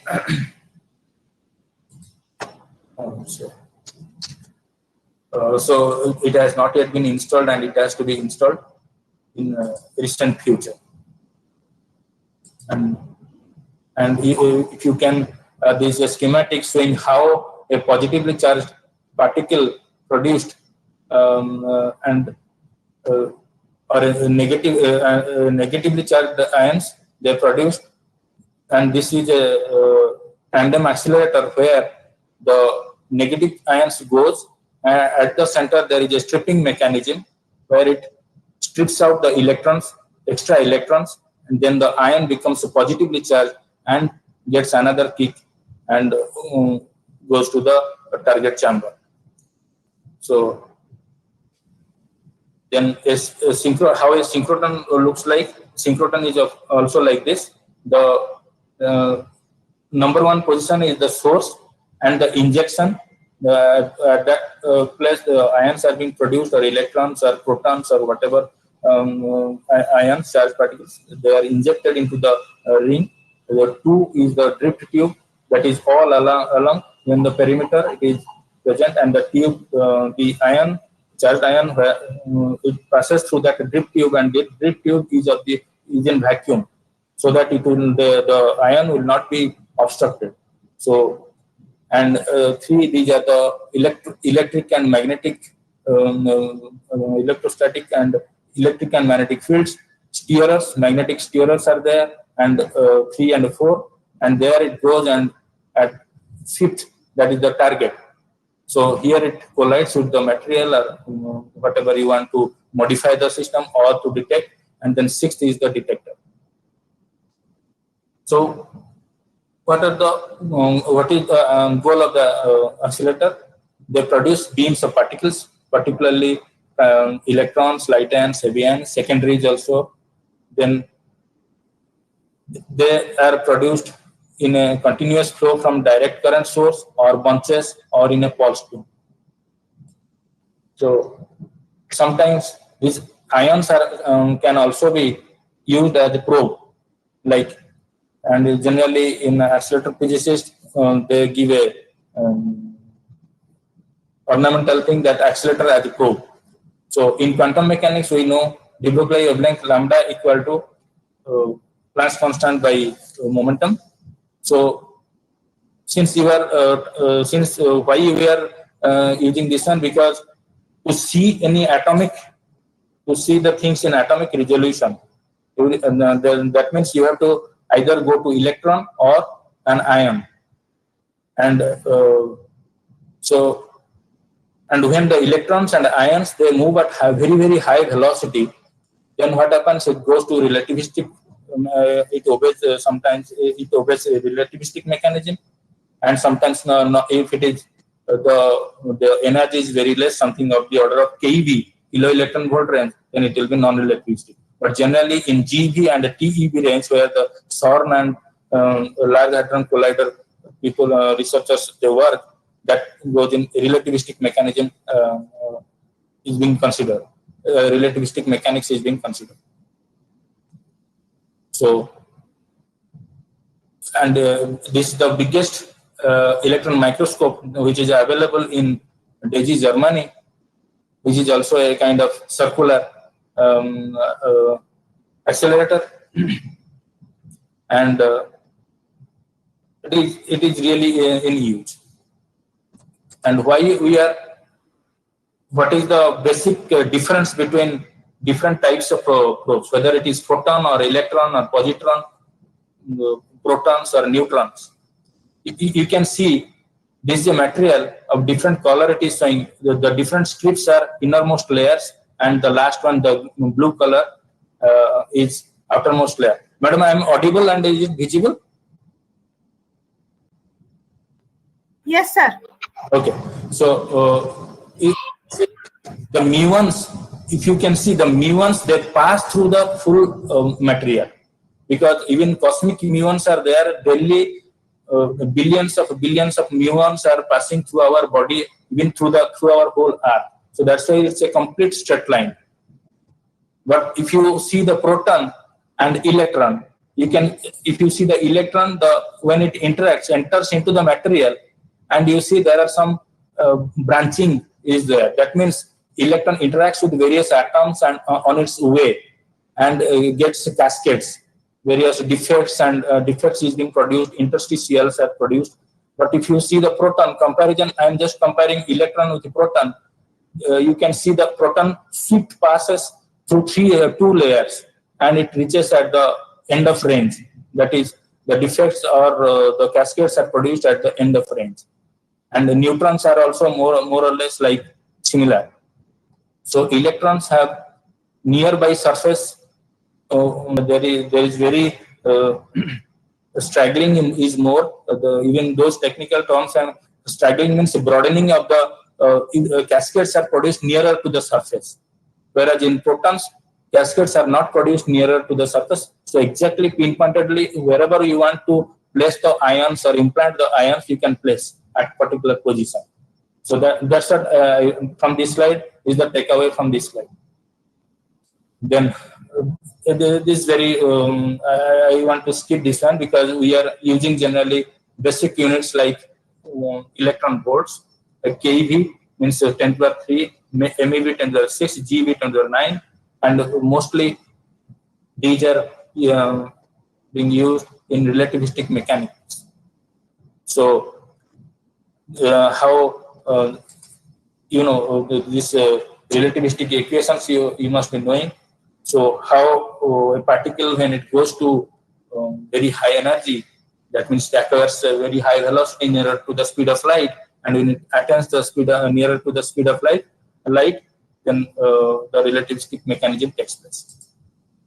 So this already I have told. So now, so in this talk, what I will be doing, I will have a comparison between how this is a transmission. This slide tells about transmission electron microscopy. If one wants to see an atom, this instrument is a perfect candidate for the purpose. That means you have to really prepare. Your sample has to be prepared to see what is there inside your sample, how your sample looks like. That means there is a sample preparation is there. That means you have to really slice the sample and put it below the electron beams of 200 keV, and this picture shows the atomic resolution image of a nanoparticle in an amorphous background. You can see the dots. The dots are gold nanoparticles with 6 nanometer diameter. There is a scale here. You can see these are the say gold nanoparticle, and each individual are gold atoms. This is total making a gold nanoparticle in an amorphous background. This is how electrons, because to see something actually the wavelength of light, it should be comparable or less to that particular object. In optical microscopy, if you whatever you see, the wavelength of light should be comparable to that object. So to see the atomic dimension, you need to go down. The wavelength should go down to that level, particular atomic level. Then only you'll be able to see the atom. So here comes an interesting point: how to see the electron sees the atom, but how electrons will be seen. So here the concept of this thought experiment, which is known as Heisenberg's Heisenberg's microscope, and that gamma ray microscopy was termed, and there is an analogy between how the de Broglie's wave is being taken into consideration for explaining how this uncertainty principle is explained properly.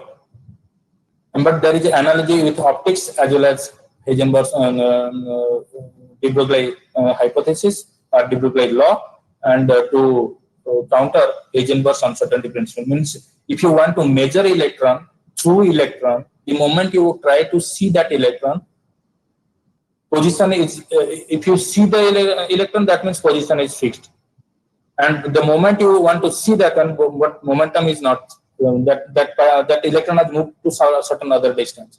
So it's really very tricky, and the concept is very nicely taught in our undergrad as well as the postgraduate level. And how a transmission electron microscope machine looks like.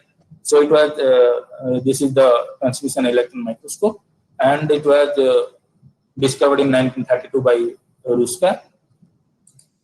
You can see now this is a stream modeling, or a stopping of range of ions in matter.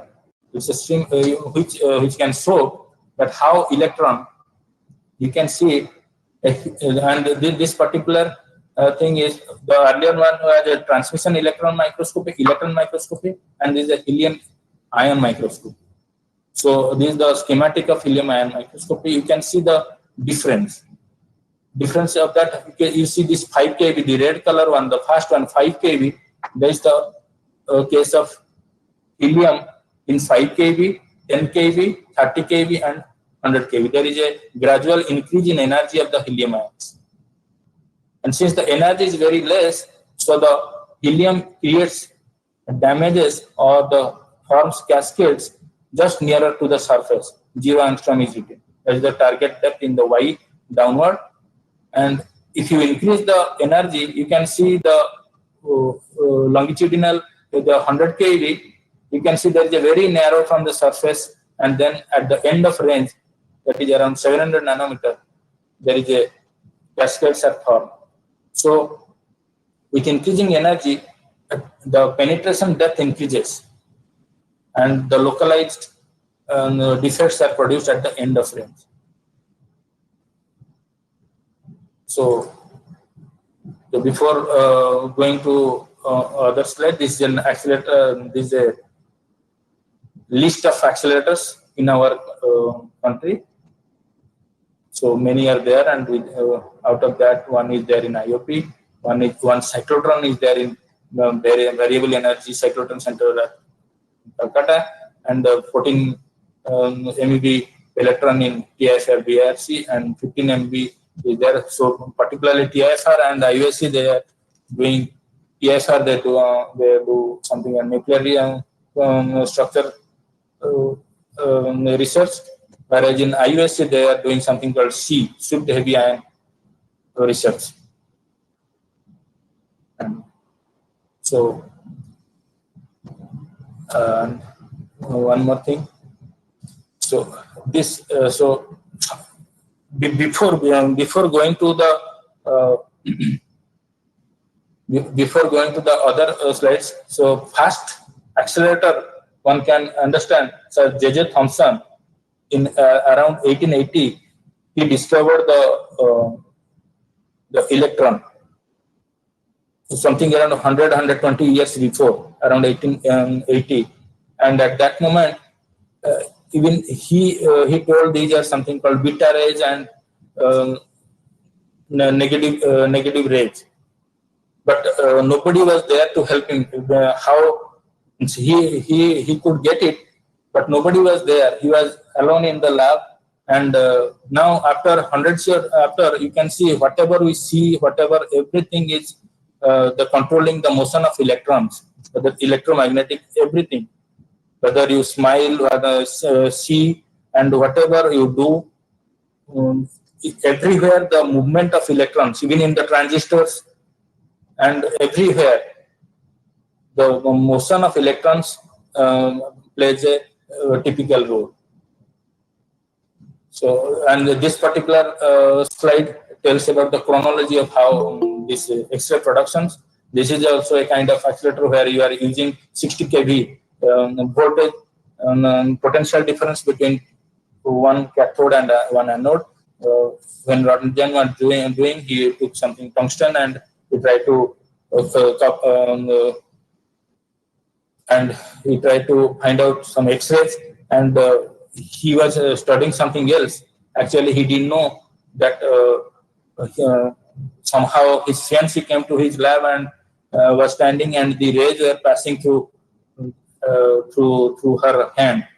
And when some 2-3 days after, he came to the lab and tried to see the photographic plate inside the drawer, and he could see that this is the picture of the hand of his fiancée, Bertha Röntgen, and it was recognized as the first X-ray image of in X-ray. Okay, now coming to the principles, how the charge particles are being governed. They are governed by Lorentz equation, and this is everybody knows the charge multiplied by electric field, and both electric and magnetic fields are forces are present, and you can see only energy can only be given to the particles through electric force or electric field, and magnetic field is not going to give any energy, whereas magnetic field only gives the change or the bend in the particle. So that's why it makes either you give it a circular path or any, and so you can see the energy equal to Q multiplied by the potential difference, and there will be so sometimes radio frequency is being used, which I will come later. And this is this the students must be knowing uh, is the cyclotron, which consists of two hemispherical Ds, where you can put a charged particle inside, either electron or a proton, and there is a vertical magnetic field. If you give, then what happens when there is a vertical magnetic field and charge is there? So it is going to start rotating. So every time it rotates, and there is a gap in between, and when it crosses, reaches near the gap, so there, it gives one more kick. And every circle, the energy increases and it goes on increasing, and finally it reaches to the outer ring of the cyclotron, and there is a positive plate here, extractor is being given, so beam gets extracted, and it is being used as various medical purposes and various research purposes. So this principle is being used for synchrotron, so that's why it is called cyclotron and betatron. And these are the linear accelerators, where you can see there are source is there, and the charged particle is moving through various dripped tubes, and you can see the dripped tubes, their dimension are gradually increases. Why? Because you are giving a RF voltage, and alternatively they go on changing the electric fields, and the moment it gets a favorable, so when it gives a favorable direction, the potential is favorable, the accelerator gets a kick, goes inside the drip tube, and by the moment it goes to the drip tube, there is another direction, it flips, so flips the direction, and then so that way it moves throughout the linear accelerator. So this is how the linear accelerator works. And this is the Van de Graaff generator, and where it is an electrostatic generator, there is a dome and some negative charges. The negative charge, there is a dome and there is a carbon brush, the position number 2, you can see, and that is called upper electrode, and there is another lower electrode, so which is being grounded. So the moment, and there is a belt, that belt is carries the negative charges, and it takes to the upper cathode, upper electrode, which is potentially at higher, which is at higher potential than the ground one. So this is how a Van de Graaff generator works, and generally it can maximum it can go up to 5 megavolt, or maximum it can go up to 8 megavolt. But it has been modified to tandem for other because it has limitations. Okay, so these are the basic principles of how a TM works. So these are the chronologies. I don't need to go details of that one, because it was electron was discovered in around 1897, and then 1930 around TM was discovered, and how electron. These are the schematic of how the electron goes through these various focusing tubes. Electromagnetic lenses are there, which are being used as this is an optical analogy. Electromagnetic lenses, this is the corresponding optical analogy. In case of electron microscope, your source is here, filament in the top, and you put your sample somewhere at the bottom, and you will be able to see various. You have to adjust the electric and magnetic fields in such a way that you focus and defocus to see the sample. So, and these are the various equations. Famous de Broglie equation is being used, and this mass variation due to the relativistic speed, that is also being considered. You can see if you increase the accelerating voltage, and the same way how the velocity goes on increasing. It is more or less going nearer to the speed of light at 1000 kb. So now going to the concept of ion ion impact and ion characterization of the samples, the concept of Rutherford backscattering technique comes into place. So you can see this the schematic where ion beam is passing through a drip tube and striking on a sample, and various in all the 4 pi directions the ions are being scattered, like famous Rutherford scattering experiment. You can see there's the Goldfall experiment was there, and most of the alpha particles were going through. So atom was considered to be empty, and only few of them were backscattered. So this technique was being used to know what is there in the sample. If you have some other elements, so if you have a heavier element in a sample, then it will, the backscattering angle will be more, and the different it will strike this photographic plate or whatever, or the detector. Generally we put a detector, silicon surface barrier detector, at a different energy. So there is a pulse height spectrum analysis takes place, and I can just let me just go to show how that pulse.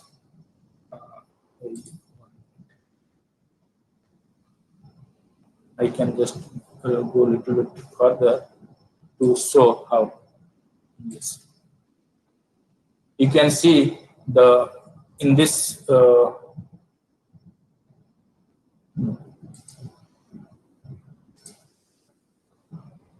yes, here you can see the beam is this beam is coming, and it is falling on the target or bombarded in the target and backscattered, and there is a nuclear particle detector, charged particle detector is there to detect the scattered beam. So, and if the mass of the incident ion, incident energy is E0, final energy comes out is E1, and the final energy and initial energy, they are related to each other through a simple equation called kinetic equation, and that is E1 is the final energy is related to the initial energy through a kinematic factor K. This is the full formula, and where you can find out what is the, if you since your M1 is known, then E0 is known, and your E1 is known from the detector, and then you can know what is your M2. So that is how you can get the composition of your atom, any unknown elements present inside the sample. So if you have a ring, a gold ring you are wearing, and how much impurity is being added to it by the goldsmith, that can also be known using this particular technique. So, and it various since it goes through the nucleus, so it's a binary collision approximation method. So ion comes enters into the atom. Since these are helium ions, doubly charged helium ions, sometimes singly charged helium ions.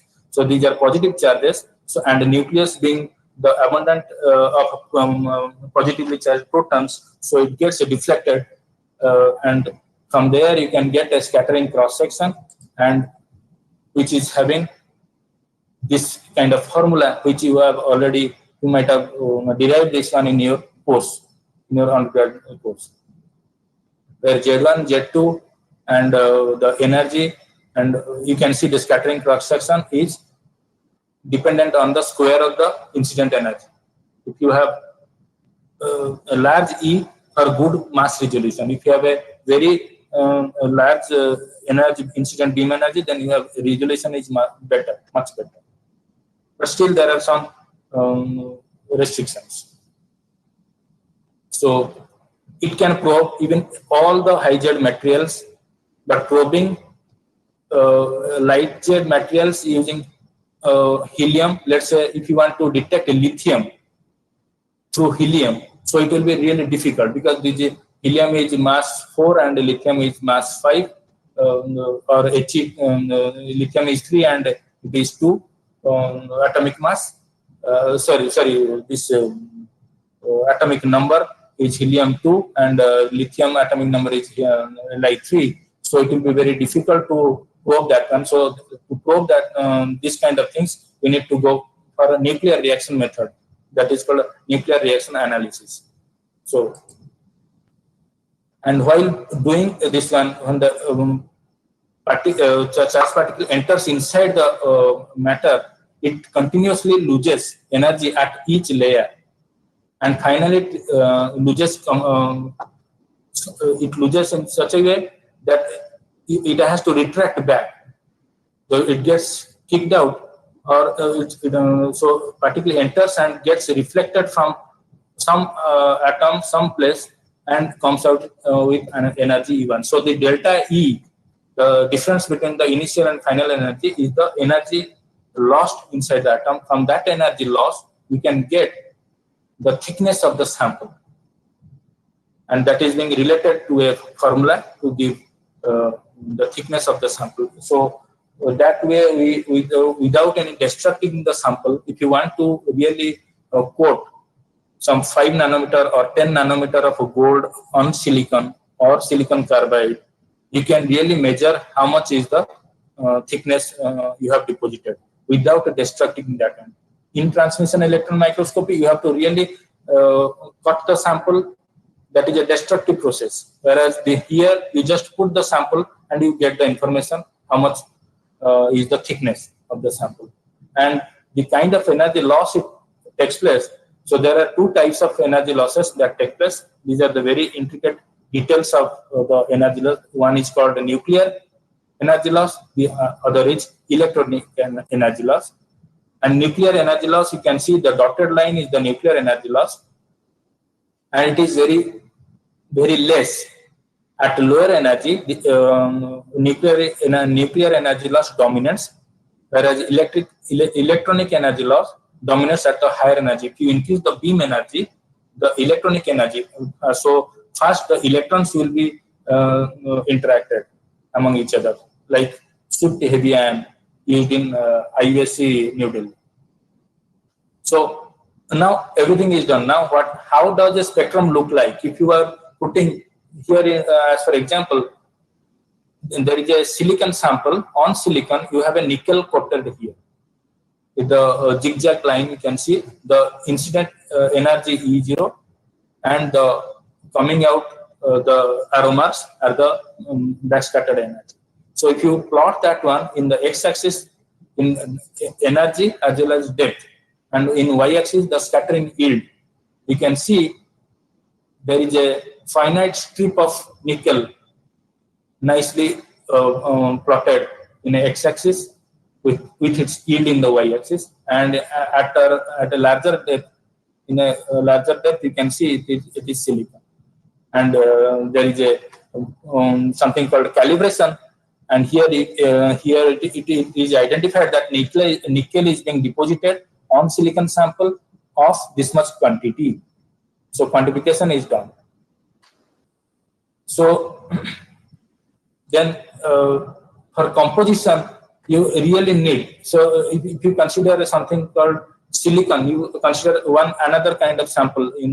There is a nickel platinum and nickel silicon platinum on silicon surface. So that those kind of things can also be studied using this Rutherford backscattering spectrometry, where you can. So it needs really, these are specialized techniques through which you can, without destructing the sample, nicely you can get a composition of the sample with 1 to 2% of accuracy, so with 1 to 2% of error. So, and these are the schematics for a silicon on a composite material. So it has been taken from this is a book from Chu and Mayer, This particular example is being taken from here 3 mega electron volt helium is being bombarded on a material on a sample where aluminum copper and titanium tungsten, two types of composite materials on silicon, it has been deposited. And you can see very nicely tungsten is resolved, copper, titanium, aluminum, and silicon. All the elements have been nicely resolved in this particular technique. So, what does Rutherford backscattering spectrometry gives us? It is a reliable and accurate method for directly and non-destructively determining the composition of an alloy. The analysis relies on absolute calculations without need for standards for quantification. So that means if you put the sample, you get your answer. But there is a problem with crystal structure. So that I will be coming in the next slide. So no information, no influence of chemical, electronic, magnetic, or optical properties of the sample. So now to know what are the crystal structures, to know that one, you need to go to the same technique, but with in a different geometry, that is called channeling geometry. So here channeling is being done on a, this is the work I did in IMEC, Belgium, where argon is being used, which is a composite material for future technology of solid state lighting. Before going to the details, I will just skip some slide to because of time constraints. Let me finish with a few slides are there. So this is a blanket wafer, which was given to us before going for the mass production of the blue LED, and after that only this all throughout world this white light or even white LED came up. And so this was the last sample, final sample where I did all these measurements, and you can see we have this is a sample deposited layered epilayer deposition on a silicon wafer, that is gallium nitride growth on silicon. So there are different things, something called lattice mismatch and thermal mismatch, and generally there is a large mismatch in silicon of gallium nitride, but it has been, the mismatch has been adjusted by different layers. So there is a 200 nanometer aluminum nitride, then 400 nanometer aluminum gallium nitride of different compositions. So why there are different compositions and different layers? To adjust the mismatch, lattice mismatch. And but before this one on silicon carbide, the same thing was being done. But for the mass production, we need silicon technology. So that's why all this material argon was deposited on silicon, and the final product came out. And now it is really in the market. In the same sample, when X-ray diffraction was done, so it showed very nice compositions. And X-ray diffraction is also another technique which I may not discuss much here. And these are the this particular picture, black one, where you can see in the left side you can see the schematic drawn, whereas in the right hand side it is the direct image. High HAADF scanning transmission electron microscopy is given in dark field. High annular dark field stain. So it's a big name of that characterization technique. So I don't need to tell much about that one, because these are very, very specialized techniques. And in the picture you can see there are dislocations ranging from some layer up to the surface. So these are seen in the TEM, and those defects, and this particular image is very clear, showing dislocations and defects in the sample in TEM, and which I have started using our ion beam methods. And this is the distribution of dislocations obtained in the sample, and that has to be, and that was being characterized using a channeling technique. So I can show.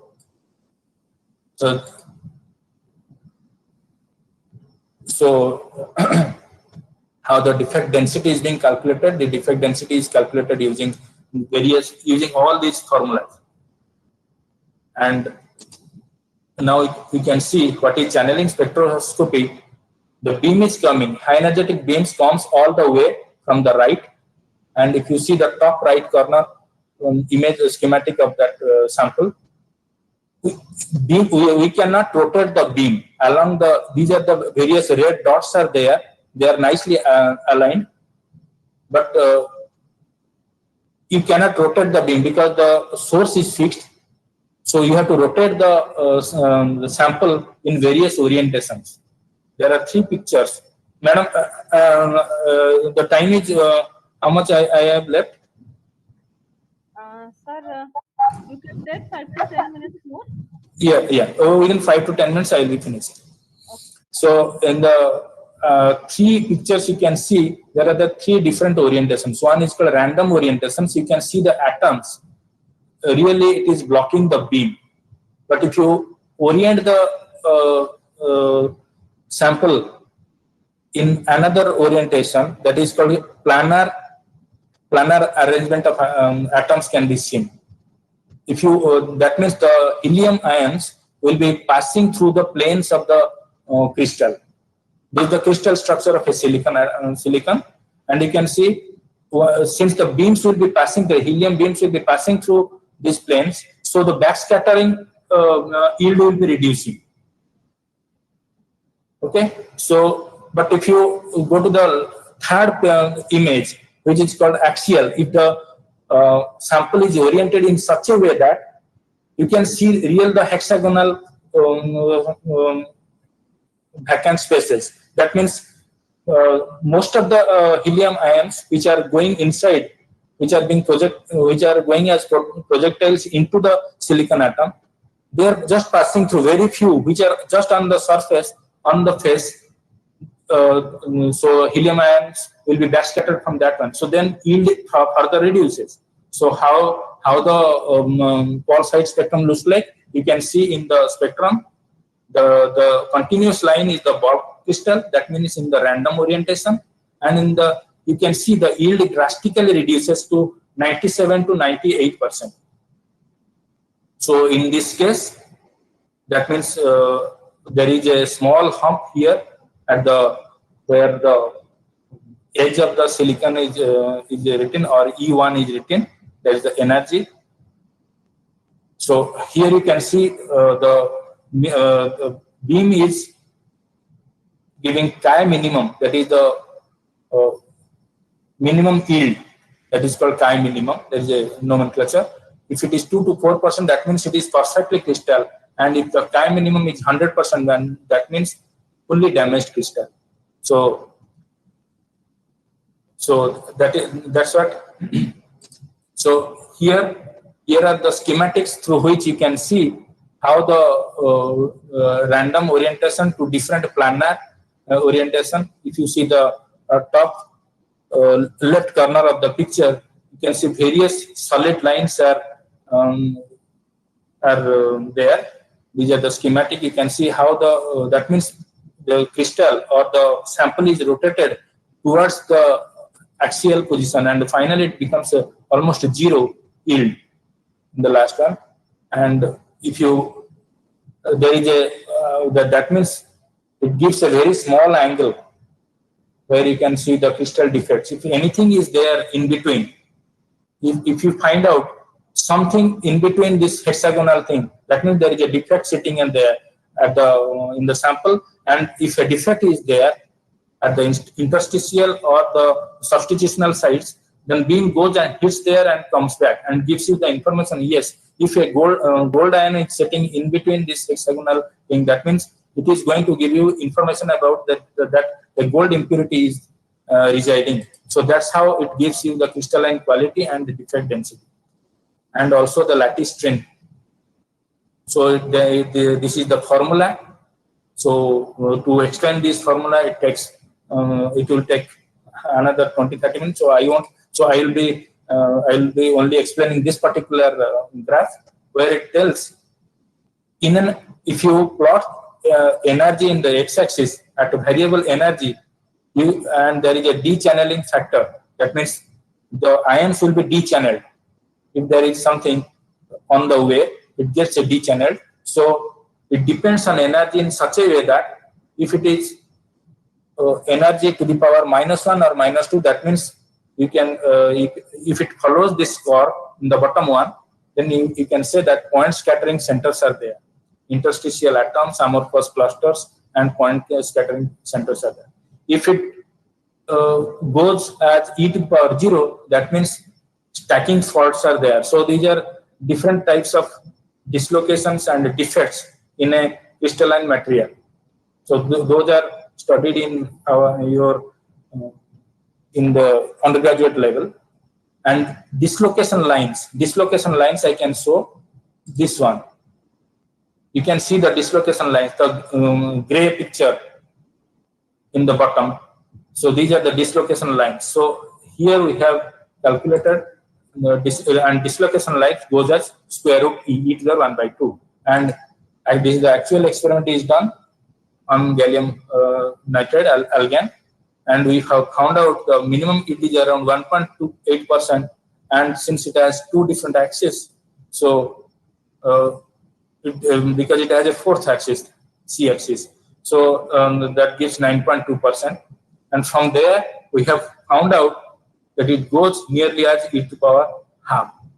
That means there are dislocations present, and the dislocation density has been calculated at a different energy, and you can see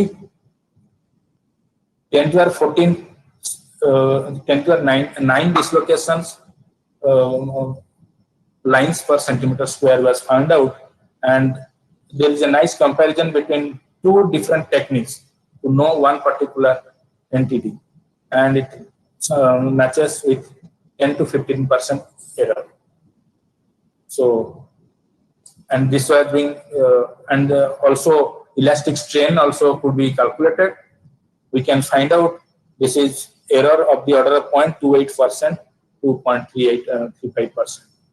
So hopefully I have given some idea about how ion beams are being used for a material characterization purposes. Obviously, it is being used for various other applications, and this is how we have found out in TEM.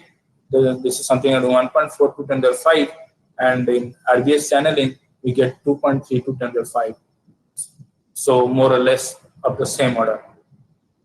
So I would like to acknowledge few of my collaborators with whom I worked, and recently I am working with Professor Pratap Kumar Sao at Nigeria. Thank you for your attention and questions. Thank you very much, sir. Yeah. Now I invite participants for any queries, any doubts, any questions.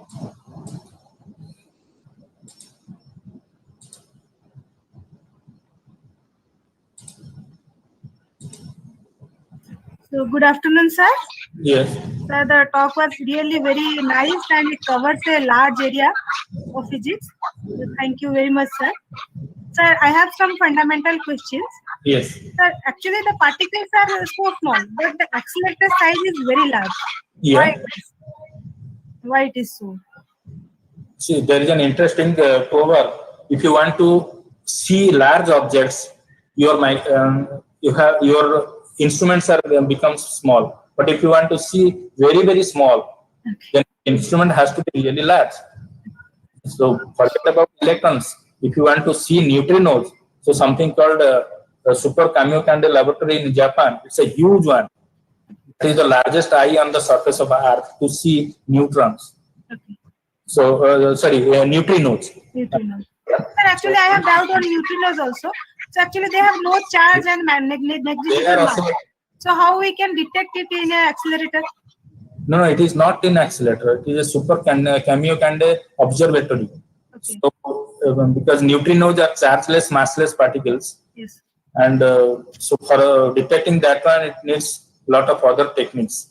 they have to go through some observers, and that signature is being studied. I am not a particle physicist, but some idea is there.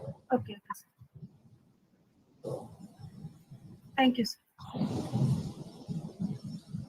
Any more questions, please?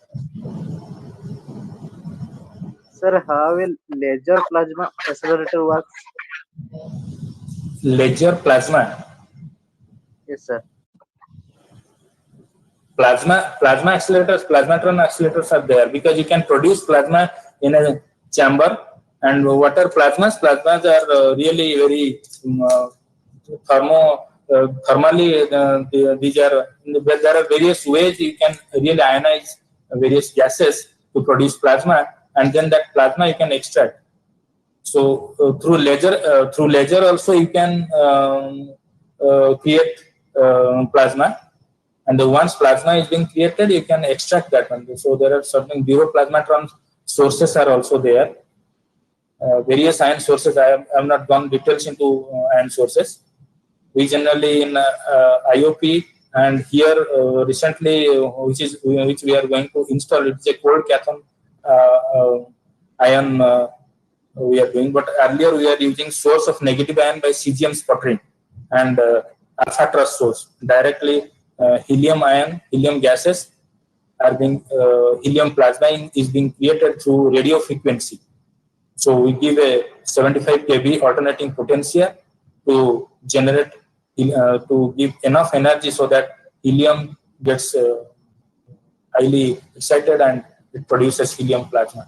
And from there, whatever is being done, this Rutherford backscattering spectrometry, the source is helium plasma through RF ionization. It's an RF source. So that we extract, and then coming to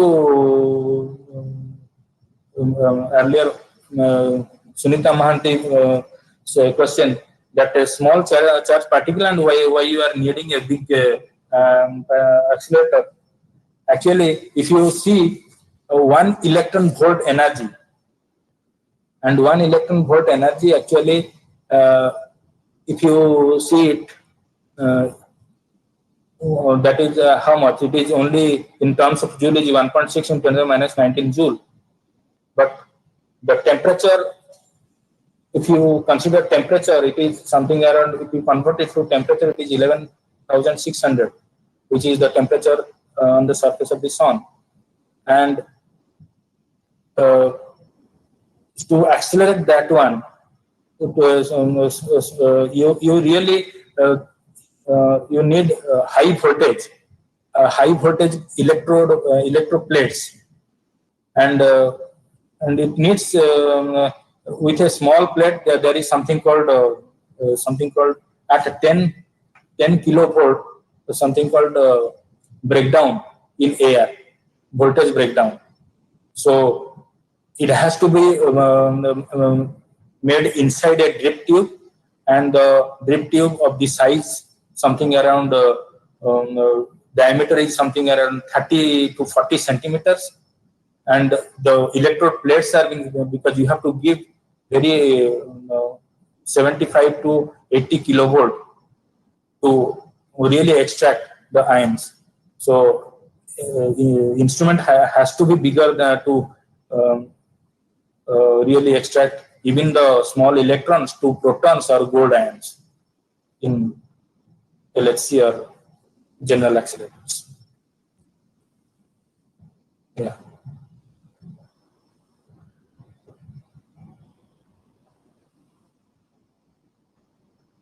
Any more questions?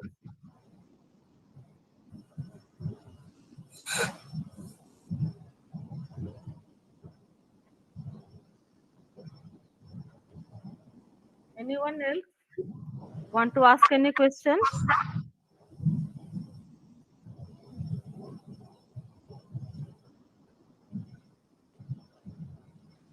It's already 1 o'clock. People are very hungry. Okay. Okay. Thank you, sir. Thank you very much. It was really indeed a very informative session. Actually, it's a So- very huge topic, so I could somehow gather something to. Yes, sir. It is a vast topic indeed. Because With lots engineering, of physics, and applications. everything is involved in it. Right, So sir. in small, it needs lot of lectures to really go into various phases. And Right, sir. Right, sir. otherwise, We need more sessions for this. yes. So I again thank the participants and I now request Professor Samir Kumar Behera to present the vote of thanks. Okay, good evening, all of you. And thank you, Moshe ma'am, for giving an opportunity to say my vote of thanks for the people and eminent personalities like Professor Lenka and Professor Nayak. And first of all, from core of my heart, thank you, Moshe ma'am and Principal ma'am. In spite of my ill health condition, they considered my negligence to organize this meeting. And secondly, in spite of busy schedule of Professor Lenka, he has agreed to give this vast topic to enlightenment the needy of the students. For example, this accelerated topic is in the syllabus of UG final year and PG final year students. So before discussing with Professor Lenka, I said him, sir, give such a topic so that that type of knowledge should ignite the young and eager mind of our students. And though he said that though it is a very vast area of physics and purely based on experiment, so I will manage. And after listening this 1 hour of lecture, I think that it is very nice to me.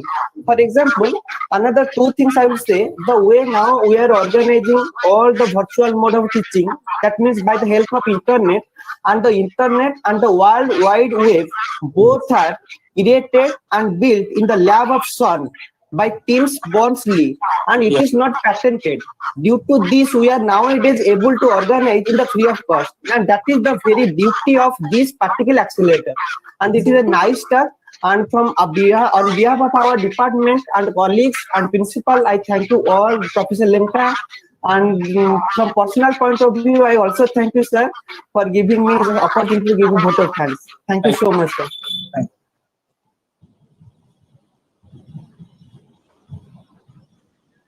So I again thank you all.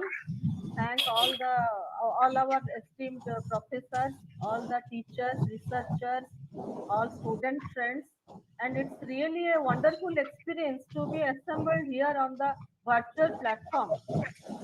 So since the online teaching and the virtual classes have become the part of life now, I Yes. again extend my sincere thanks to all, and let us hope and wish that we will continue this journey. Lenka sir, we Thank you. hope that we will continue this journey. Sure, sure, sure, So nice sure. of you. So our students will definitely they will be energetic and they will be inspired by listening to such speakers from the premium institutes.